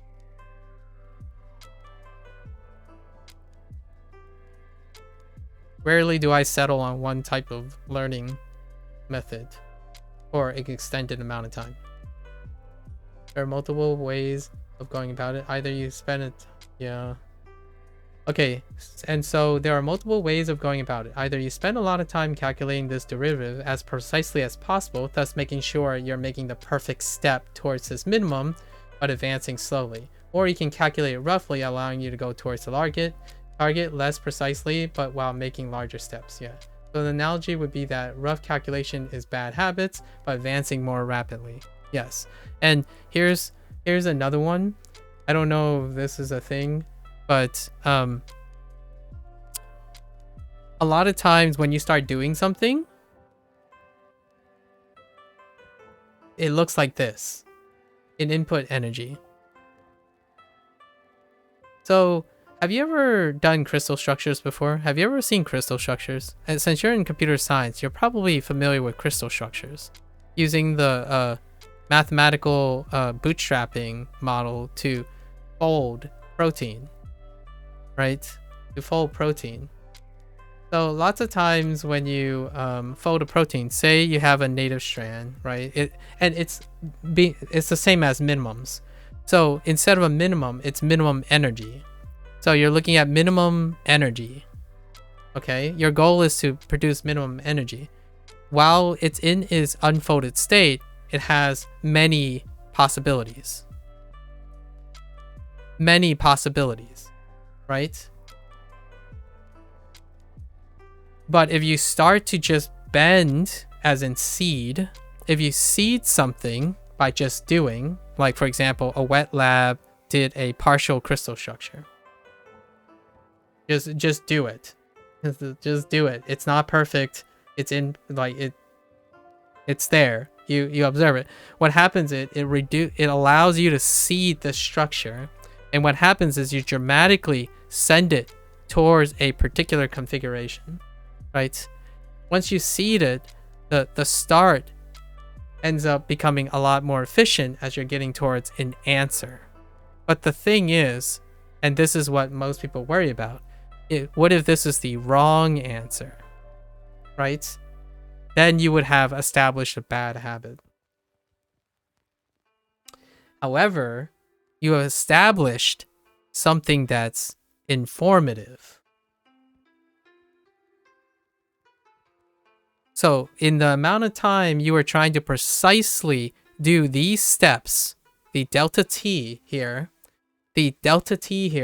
is a lot of time, right? A lot of time.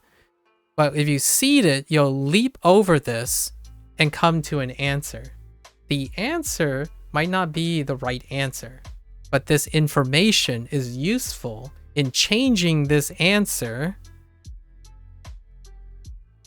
to a neighboring answer. And how much time does that take? It might be comparably the same. You see what I mean? Like it might not be, it might not, you can make an argument that the delta t, these two delta t's, like the delta t here, if you add these together, may come out to be maybe similar, maybe not. The idea is if they're similar, then why choose one method over the other? The simple answer, the more scientific answer is why not both? Pick the most efficient one. The idea is like, I don't like the hustle of language learning right now, where they constantly fight and bicker about what is the most efficient. Like what is the, like hindsight is really great and all, like, you know, like there's a lot of hindsight in studies and stuff. At the same time, yeah, there's a lot of things going on, but I like to think that in human practice, I focus on the idea of consistency. And honestly, to me, if you're looking at thermodynamics, we'll do kinetics, right? Kinetics. I know this is hilarious. We're talking about kinetics now. If you decided that your if for Japanese, for example, to learn Japanese, if the activation energy is always constantly this high, what are the chances that you'll stay consistent?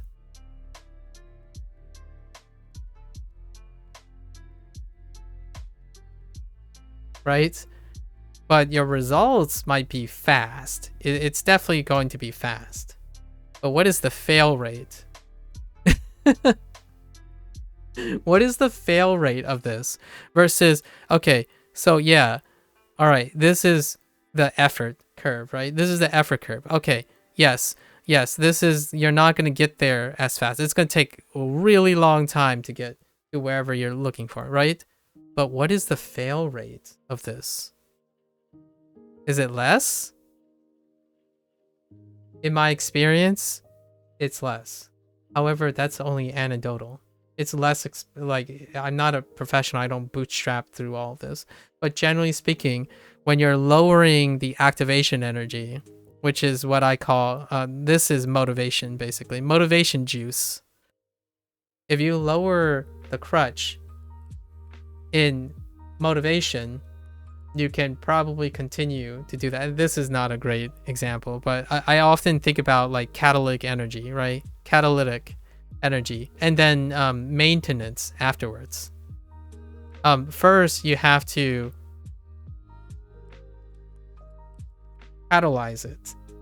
If a person doesn't start, it's over. Like, if a person doesn't start, it's over. And oftentimes, if you can get over the catalytic energy, my take is that if you keep this low, from the catalytic energy that it's required to start, if you keep this low and progressively go up, you're far more consistent than trying to go over this and maintain an incredibly high rate. I think, to me, this is against, in my opinion, this is against a lot of human condition. Like, it's working against human condition, where like you hit the ground running and you're expected to keep on running. Well, you hit the ground running and you rest, and then maybe you run a little faster, but not as fast as your initial output. The idea is your language learning is a long process, right? It's a long process, not a short one.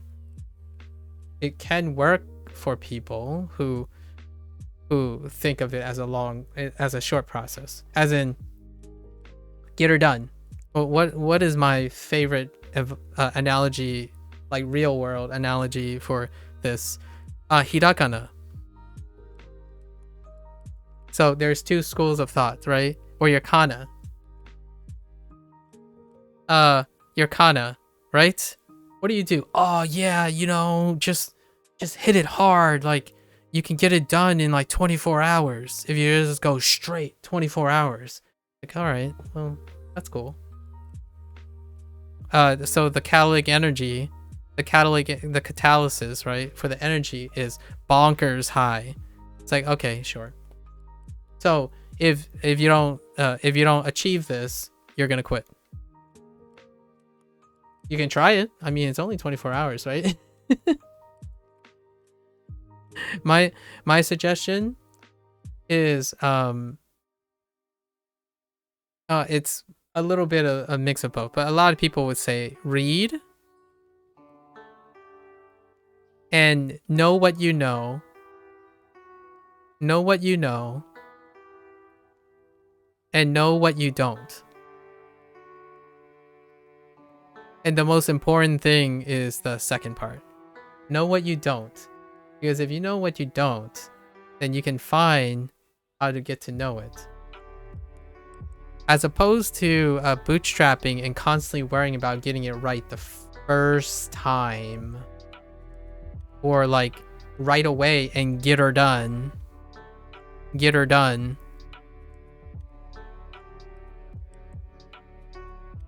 It is. But here's the thing. These are two schools of thoughts. Yes. So there are two schools of thoughts, but the idea is it's not one or the other. It's both. There are going to be things that you want to sit down for 12 hours. There are things that you're going to read and say like, yeah, right? So what have I been doing the last 71 days? Well, people still ask me if I only use Duolingo. Well, the answer is no, I don't only use Duolingo. However, I'll meta this even more. I haven't had anyone who approached me and asked me, do I only use Duolingo one way? Because when they ask, do I only use Duolingo, they assume there is only one way to use Duolingo.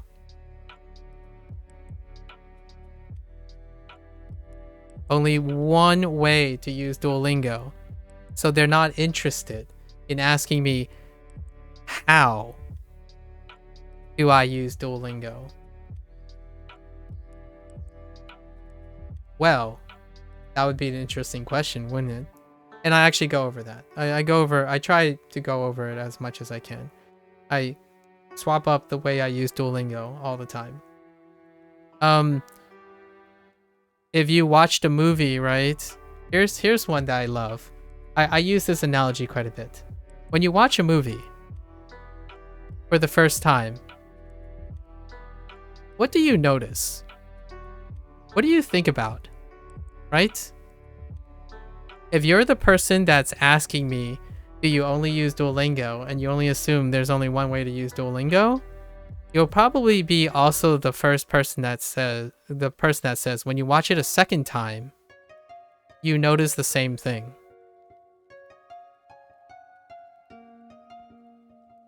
Or probably the person that says, why would I watch it a second time if I already know what happens? Right? Why watch it a second time if I already know what happens? It's because you can only imagine learning one way from what you're consuming. So I don't have to, for me, I don't offer advice, in my opinion, based on efficiency. And words like best, worse. I ask the person. There are many ways to cross-reference behavior that benefits the person. Like, what I mean is, you could probably just ask the person, okay, how do you consume movies? Or let's say you have, you like video games, right? Like, you know, you ask the person, you like video games, right? How do you play the video games? And I do this a lot because I play video games. And lots of people play video games. How do you play video games? Okay, so can you describe a time, you know, you can get a lot of information by getting them to describe and express things. And because I'm more focused on understanding how this person learns, right? How this person learns. You can leverage your experience and apply appropriate methods. The problem that I have when people focus on best methods is they rarely are concerned with who they are talking to. Like, who are you talking to? You want the panacea of methods, but yet that's assuming it works for everyone, right? And it can work. More than not, the best method is what worked for you. What worked for you. And I often tell these people, you're projecting. You're more than likely projecting your experience. And thank you. I really appreciate that. Thank you for giving me your advice. And I spend a lot of my time trying to figure out if any of that advice helps me. So yes, I didn't reject most of the advice that people said. I took it, and I took the parts that work for me and filled it in. So all that, but it doesn't change the idea that they're projecting their experience. They're telling me what they know best. And what happens best. They haven't even asked me what I'm looking for. And it's not because they maybe aren't compassionate. They're probably very compassionate, empathetic people because they're motivated to help other people, even if it's projecting their own experience. But the idea is, if you constantly have a mindset of thinking about best methods, unintentionally, you will sound like that. Like, oh yeah, man. Oh, you speak English.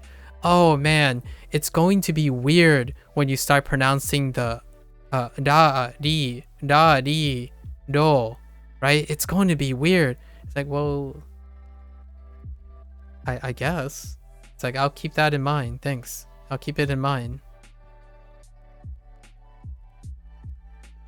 They didn't ask me if I only speak American English. Right? Because the best way they learned is if you see an English person these are obviously the problems statistically, and I get it. You know, have I taught before? By what do you mean by taught before? I have taught, but I've only taught science before. Although this is not very different from teaching science. I tutored most of my life. As in, I love doing outreach and helping people that struggle. So, and most of the time, they teach me a lot of things. I love, like, I run towards people. I run towards people with problems, and not in the bad way, like not towards like problems I can't solve. But what I mean is, when people trust me enough, and we want to solve problems, not in a like a therapy way or anything like that, but we solve problems together. And this is the very most important thing, right? We solve problems together. A lot of times tutoring is the tutor is trying to solve the person's problem, right? But the tutor themselves don't take it as a learning opportunity.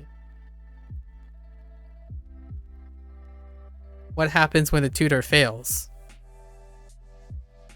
Neither group learns anything. So oftentimes when someone asks me for a question, advice, something, I would offer my 2 cents, but not before I ask them what they can teach me about their problem or their advice, right? Like if someone says like, this will happen a lot, and it becomes very pedantic, and not a lot of people are receptive to this, right? I'm not saying when people ask me, what's my favorite video game? What's my favorite video game? Right? My favorite video game. And then I ask them, what do you consider as a factor for favoritism? Right? Can you like give me an example from yourself? Like, do you have a favorite video game? I want to know how you quantify this, so then I can answer it, or I can attempt to answer it. So what happens is I learn about this person and exchanging it for my thing.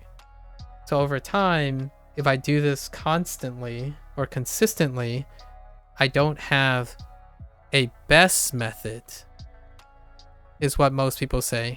A best method. I have an appropriate method.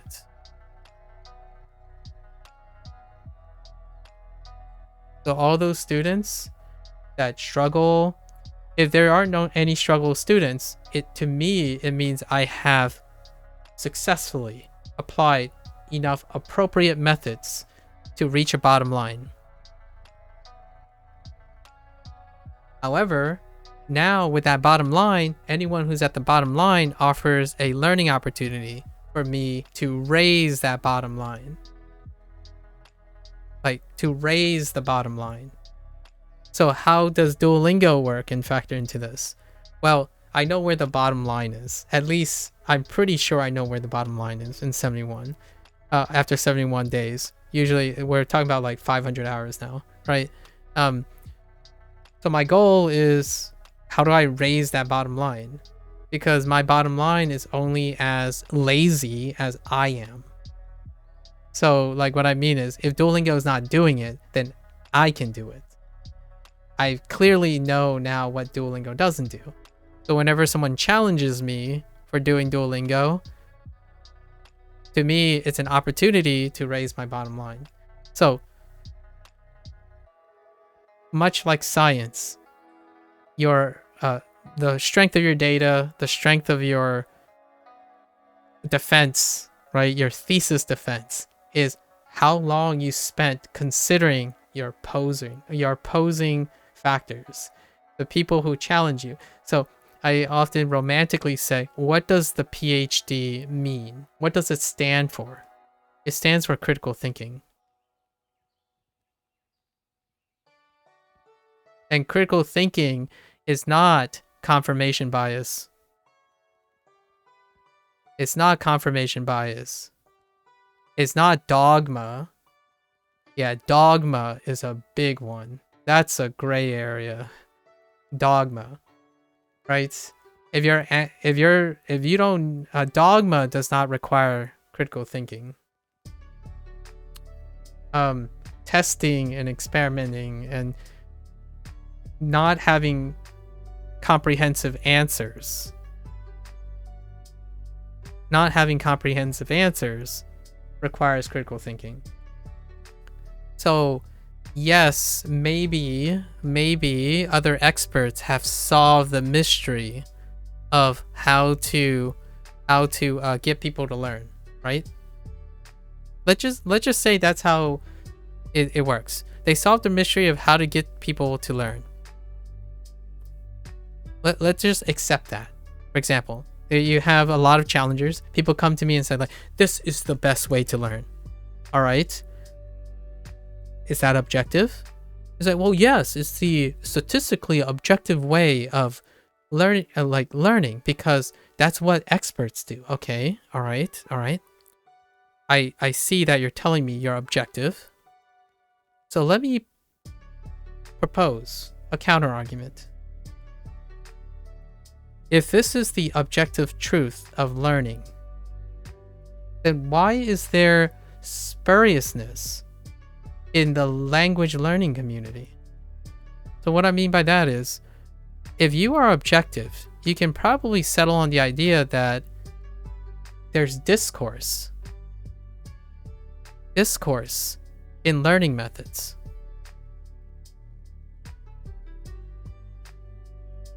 So how can you approach a stranger and tell yourself that you are magnanimous, benevolent, and somehow omniscient, and know a secret, that you use strong language like best method and most efficient method, when you have to tell the person what is the best method?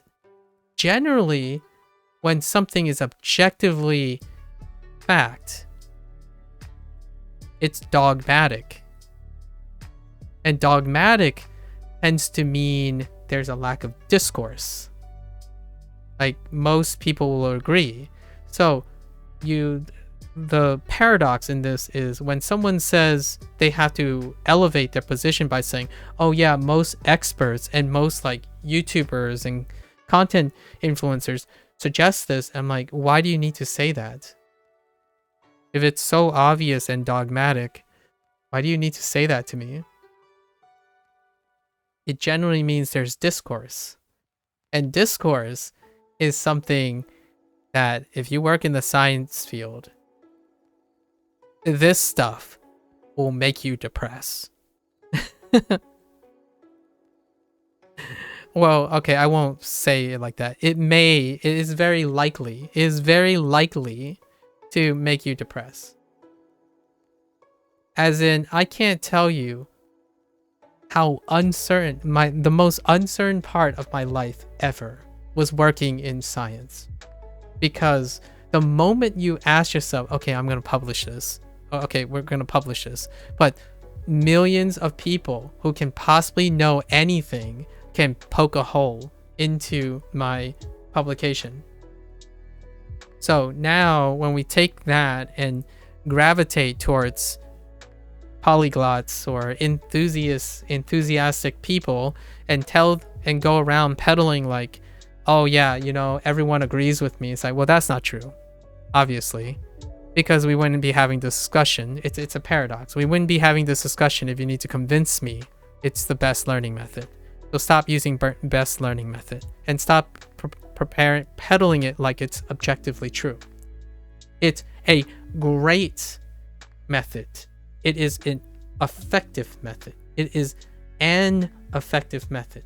It may work for you. Try it out and integrate it into your thing. But you see, my strongest counter argument a lot of times is people come with double standards when they talk about best methods. And one of the biggest things I often hear is, oh yeah, don't knock it.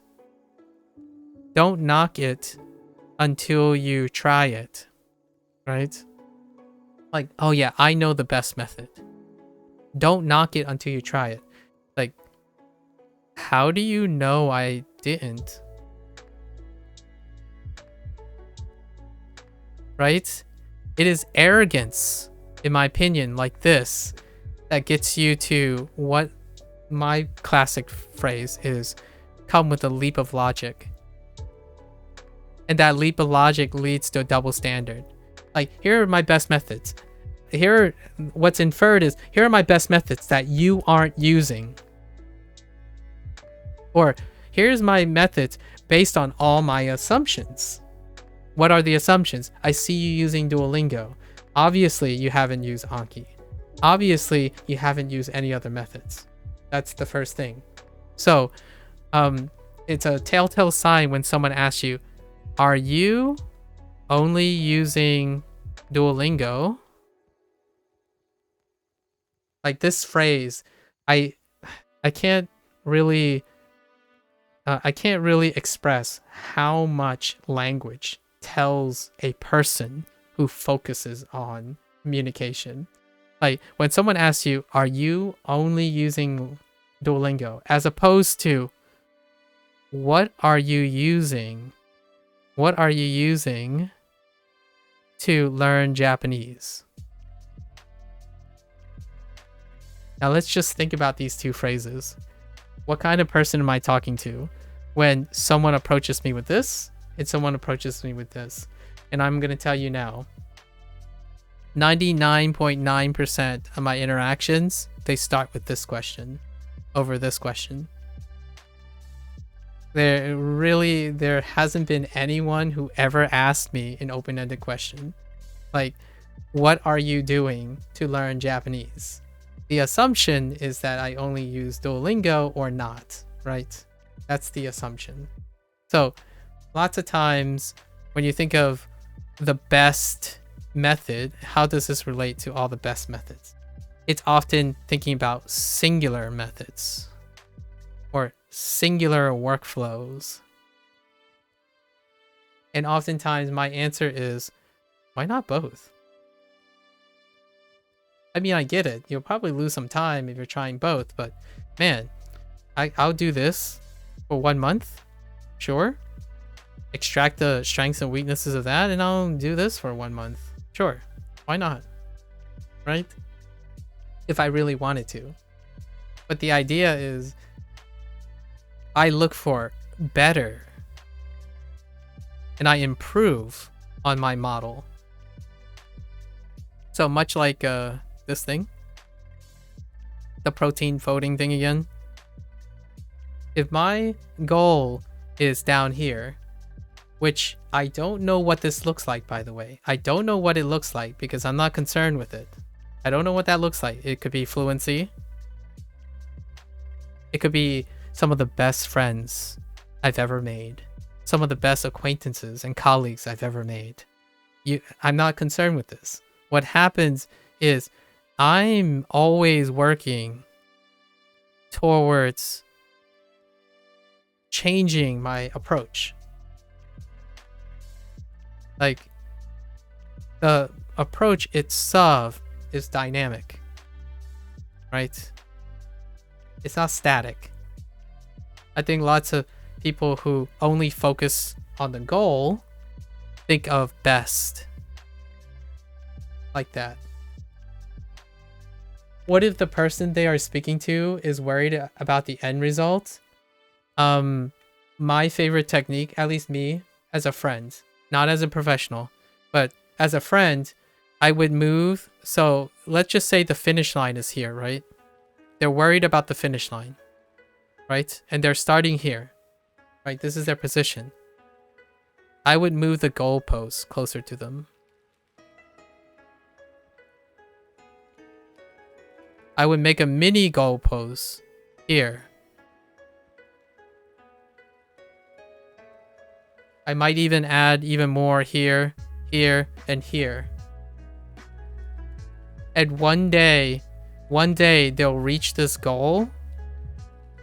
whatever it looks like, they'll probably have forgotten what that goal looks like, because it became more than just that one goal. That's if someone is worried. So you're specifically saying if someone is worried about the end result. The idea is to give the person, you've probably heard this from other people in some form, like increase milestones, like mini goals, right? The idea is you're simulating the person to be able to see and grasp something, grasp a different end goal, like a different end result. So if they're very goal oriented, it's great to establish new milestones. What does Duo do to do that? To get someone worried about the end result? Well, they obscure they obscure the end result. Like, what if I never become fluent? Well, you don't. Just do it one day at a time. Increase your streak. Increase your streak by 1 day. Then suddenly you notice that's 7 days. And then it suddenly becomes 30 days. And then it became 60 days. And little before you know it, it becomes 365 days. Even as simple as a goal of a day has that effect for those who worry. So if someone is worried about the end result, you find other ways to move the goalposts closer, right? Constantly move the goalposts closer while maybe revealing that every once in a while, right? Like, hey, you know, you wanted to run every day for 365 days? Start with a week. Yeah, one's got to... And this is for someone who's chronically worried about the end result. We're talking about someone who has no control over the end result. I feel like most people can manage in some way to some extent. But generally, you're basically moving it to a point that adjusts so that it doesn't stop them from doing it, right? The inevitability is if they're worried about the end result and they never do it, then it's a failure. Like you don't get anywhere. So you start with something and they're like, okay, I think I can do 1 day. It's closer. It's 1 day. And then they're like, oh yeah, it's too tough. Let's move it even closer. Move it closer. Move it closer. And that's kind of I would say that's what I would start with. I would start with that if someone is like, they can't get up. And I'll give you very real examples. They don't want to get up and go to the grocery store and buy food for themselves. They have all the resources to buy food, but they can't. That goalpost is that it's so far away. Well, I will get in the car and I'll drive you to the grocery store. It's not so far away, is it? Like, what I mean is I'll remove the act of driving away. And then next time, maybe I'll drive half the way. Drive half the way and then let them drive half the other way. The idea is you're slowly inching closer to the goal, at least in my opinion. I randomly appeared on your YouTube, and honestly, I had your original question. Oh, the question? Supremacy? Maybe worried wasn't the right term. I mean, if they have a goal in mind. My challenge often, if they have a goal in mind, right? As in if they value the goal a lot, right? Like the goal a lot. Basically worried about it, as in like not in a negative way, but they are very they always think about the goal is what you mean. Like not in a negative way, but the goal is the most important thing in their mind, right? It occupies their mind, as in not in a negative, unhealthy way, but they always like to keep the goal in mind. Usually I like to ask them, what is the goal made of? What is the goal made of? Right? If they're really good, if they focused on the goal, they would be able to explain this. Usually, a healthy person will be able to say, well, sometimes it becomes a lot approachable if you know how to approach the goal.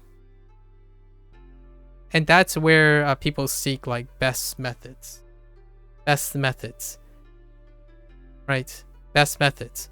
If you think about all the methods, you have an approach. So what is the goal made of? What do you need in those things? And oftentimes people will say, okay, well, let's see. I will use Anki. I'll use Anki for vocab. I will use Duolingo for daily maintenance. I will use anime for immersion. I will use so on and so forth. So what happens is that these people are successful most of the time. Yes, being to include more. And you'll learn, in my opinion, if I keep asking you every day, what did you learn from your goal? Yeah, so what did you learn from your goal, right? Okay, so you learned that, all right, Anki is helping me towards a particular aspect of the goal. And Duo is providing something else. And then anime is like, you can shout out, I'm an otaku. I love watching anime. So how can I make all of these related to each other? So you can actually use it in a different way too. So someone who's goal-oriented, not only can you break up your goal, you can also ask yourself,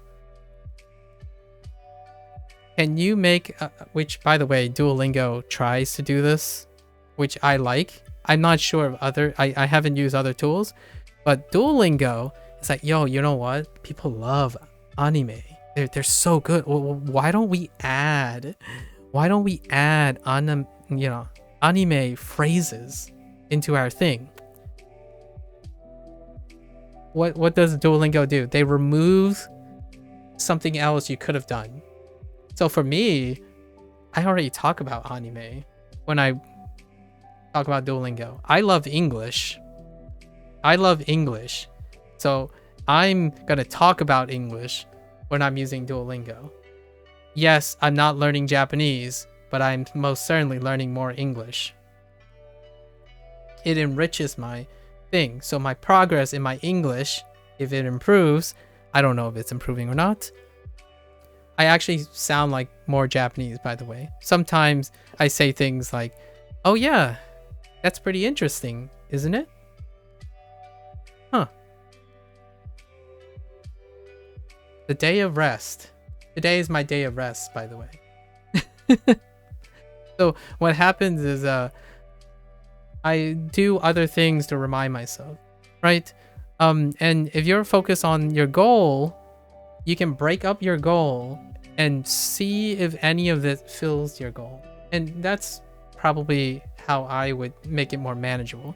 Lots of times when people see the word goal, they see this.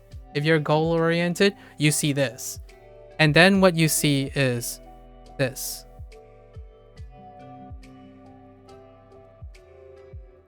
I don't know if you can see that, but that's the word progress. And then when you see goal, what happens is you see this word.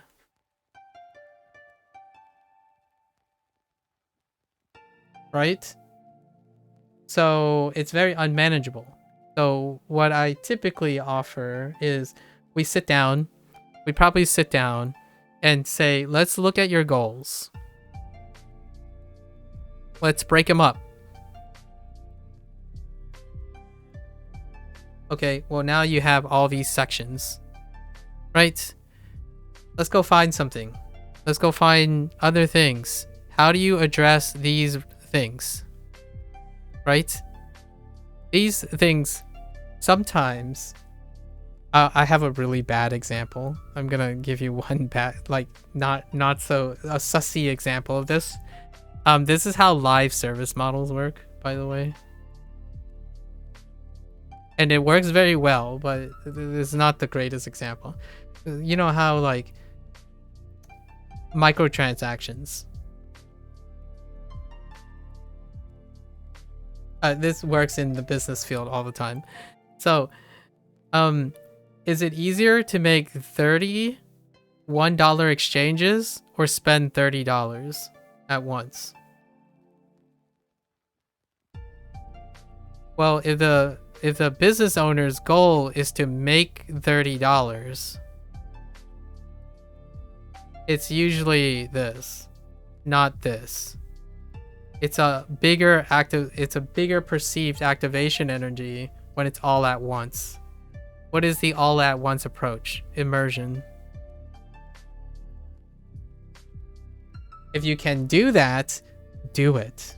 You'll probably be successful. If you can't, you're more likely to do something in smaller intervals. So if you're asking yourself, is your goal taking over your life? Is it like too big? Is your goal too big? Well, break it down. And I would probably be enamored to sit with that person and do it with them. Like, my goal is to understand your goal, and it'll teach me something, right? It'll teach me some lesson on how to learn that stuff. And it's often I feel those people who are are worried about their goals, you underestimate yourself. I want to leave.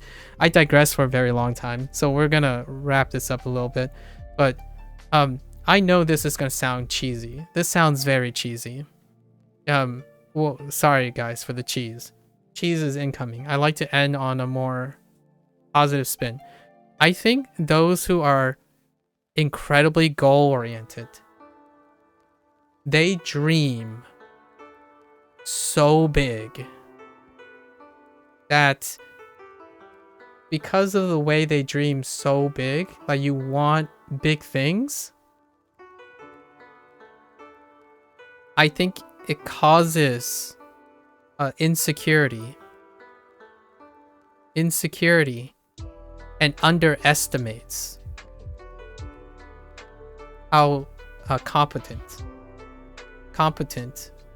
you are.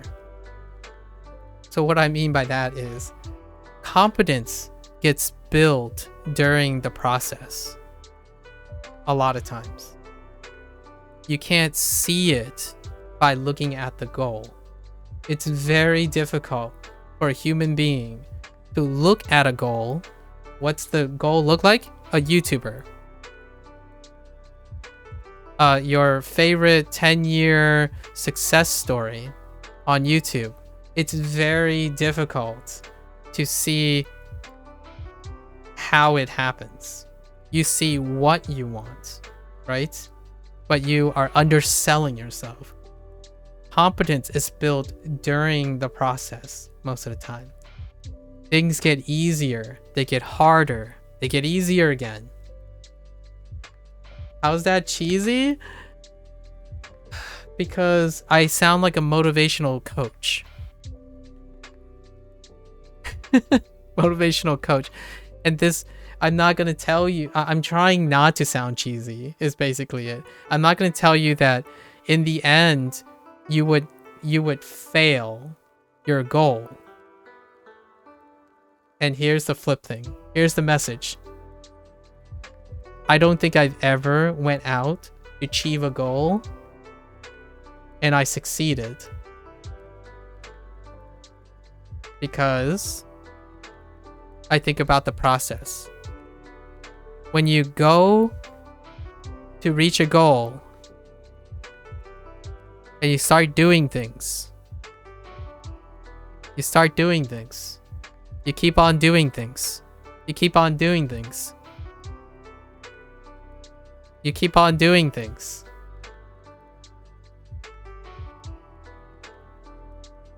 And you reached a new goal. So yes, most of the time that I go out to achieve something, I failed the original goal. it becomes bigger than that original goal. And the cheese here is that when you focus on a goal, you cap yourself. You cap yourself based on idealism. As in, the current you can only dream so big. But the you on the journey dream bigger. That goalpost is constantly moving. The goal can be here one day. It can be here one day. It can be here one day. It can be here one day. That goal is ever moving. If you're someone who is constantly striving to improve yourself, you don't end with this in mind, because when you start it, you can't possibly comprehend the cheese, here it is, comprehend how good you are along the way. So oftentimes I see, in my opinion, it breaks my heart, and I say this quite often actually. It breaks my heart that one of the unintended consequences of the hustle culture of the internet is that people don't even start anymore.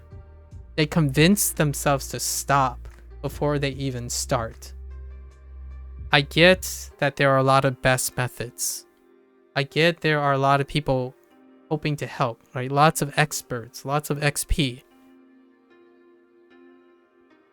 All this knowledge is not going to be helpful if you don't even start. Or if you don't continue going. If you stop here, you're not even close to your goal. If you stop here, yeah, you get past your goal. But rarely do people say beyond the goal or see any goal. And oftentimes, here's another thing, right? Yes, I would say you need to focus on a goal, right? Some people say, oh yeah, if I focus on a goal, it helps me guide my direction. Guide my direction. Like, you want to stay focused. Like, oh yeah, I need Japanese fluency. Let's keep my eyes on the fluency. The idea, though, is lots of people choose goals, successful people choose goals that move. They keep moving, as in it's flexible. Like, what is a goal of fluency? It's going to change over time, in my opinion. If you're someone who is like any other human being, in my opinion, the vast majority of humans, when you start doing something, your goal, even if it stays the same word, it's going to be different by the time you get to the end of your journey. Humans are miraculous. You are able to solve problems that I don't think you are even able to understand yet. You are incapable at the moment because you are inexperienced. So the idea is maximize that, in my opinion. If you're going to go on a journey, sorry, I'm like taking a page from Freehan at this point, the anime that I just finished. If you're going to go on a journey, why make it suck? especially why make it suck when you choose to go on that journey? If you're choosing to learn Japanese, why are you going to make it the hardest way? Right? And yeah, I get it. It's the best way. Like, a lot of people say it's the best way. Like, why make it suck for yourself? Go find other people that would join you in the journey. At least in my opinion. If you're in it for the grit, by all means, go for the grit. I usually save that for life things, you know, like stuff. Only so many hours before you... Oh yeah, that's fair. Gotta go to sleep? Yeah, thanks. Thanks, Mohammed.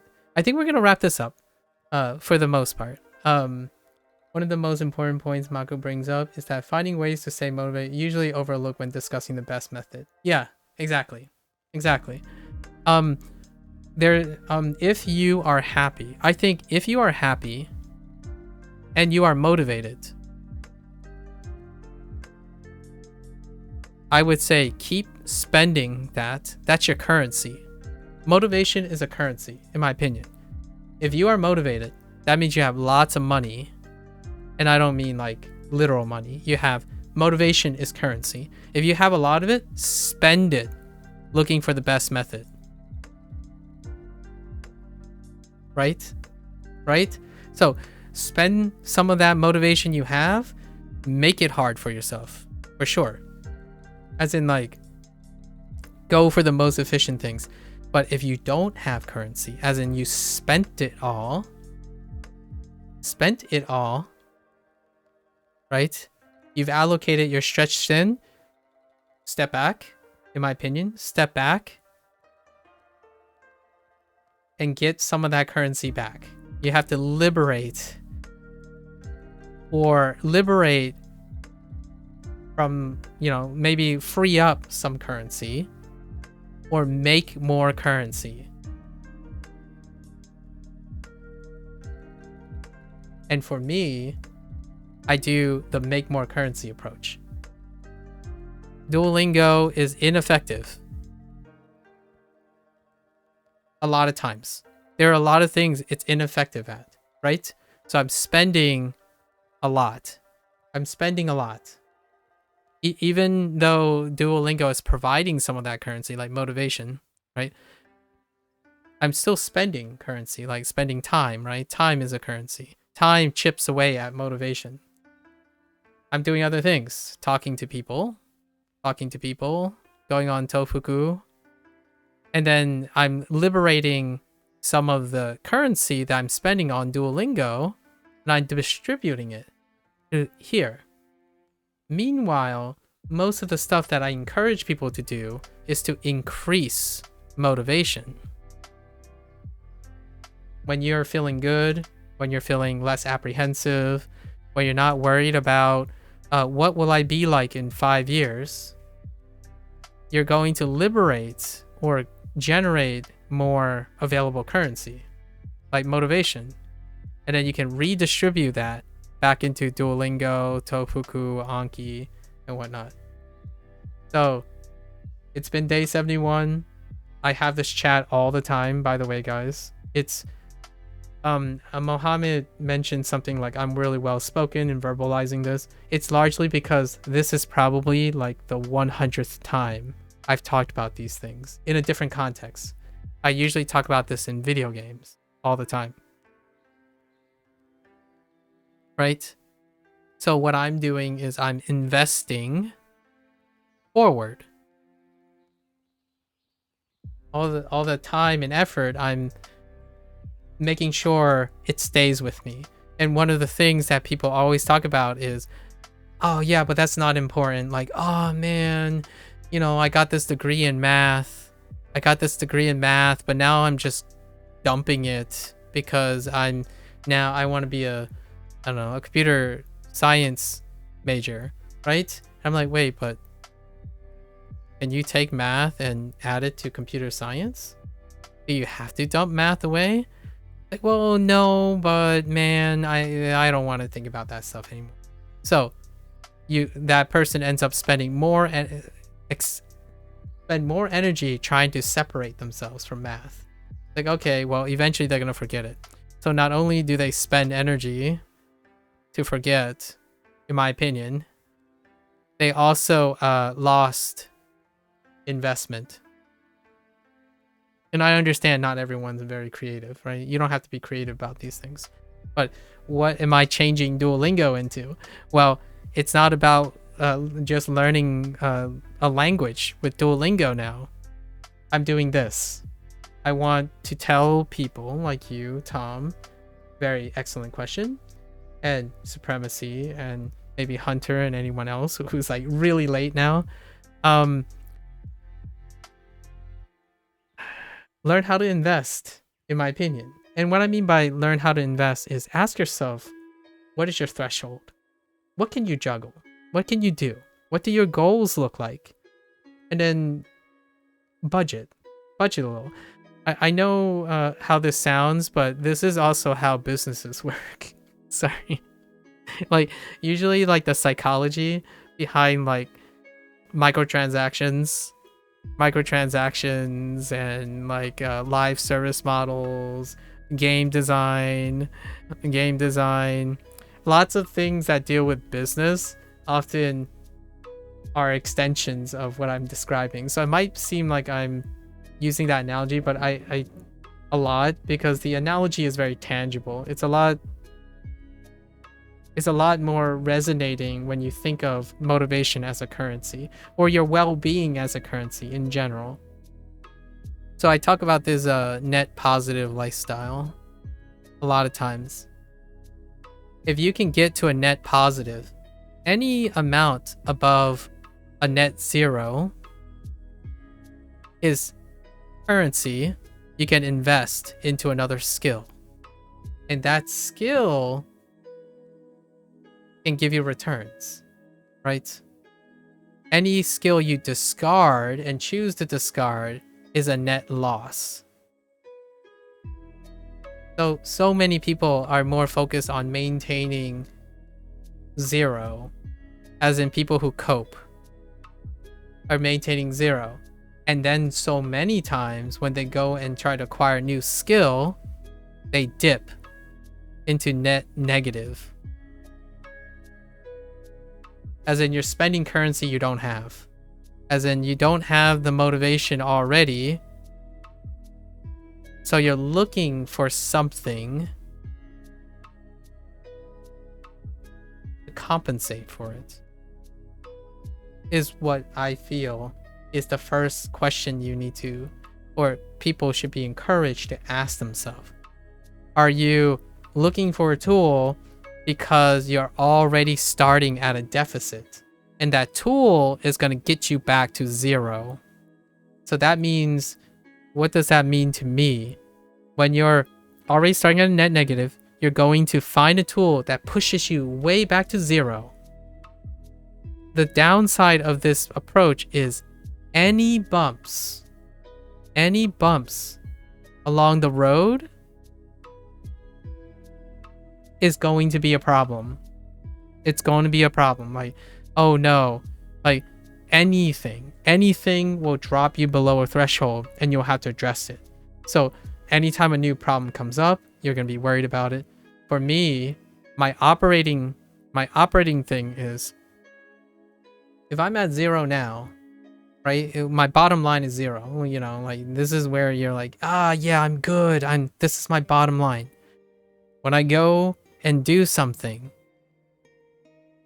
I'm going to say I'm at a plus 20. So when I spend 10 to start using Duolingo each day, I have 10 left over. So where does that energy, why do I leave an overhead? This is more, I don't know if you guys like business, but this is more of a liquid thing, like liquidity.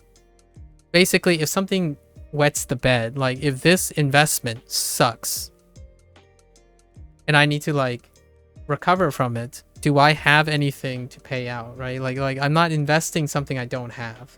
I have investments, right? So I have plus 10. Some days I have allergies. Some days like this, I love to digress. Right? I love to digress and talk about this thing. I like to reach out to other people, right? And what happens is I use that extra energy to make more. So what am I investing in? Well, when I digress, I love interacting with people. People will give me more money. As in, what I mean is, they will give me more ideas.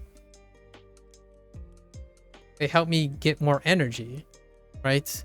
So when more people, if I spend and invest extra of my motivation to motivate others, for example, to motivate others, they will motivate me, right? And it's a win-win situation. So most of the time when I'm doing something, I have to ask myself, is Is there any way to not start off negative? Because oftentimes when I ask someone, someone says, oh, I have thought about language learning. I've thought about a second language. And my first question is, why not now? Why not now? Like, why not? Why not start now? The first thing they're going to say is, well, I don't have time. There are other important things, right? These are very reasonable questions, for sure. There are other important things, right? What is also telling me is that they already have no room to acquire a new skill. They have no more room. So naturally, I wouldn't say like, oh yeah, go and learn it. It's this easy. Like, just pick up Genki and do all this and like, just go on Duolingo. It'll solve all your problems or something like that. That's very, very dangerous, in my opinion. If someone is already saying, I don't have time, there's other important things, they're probably sitting at a place that they're more or less steady state, right? And if you're suggesting and selling something like, oh yeah, don't worry, man, I learned in 24 hours, just use my method and it'll work out. Well, first, when you use that method, this person is going to expend currency and they're going to be angry if they don't get that currency back when you promised it will work.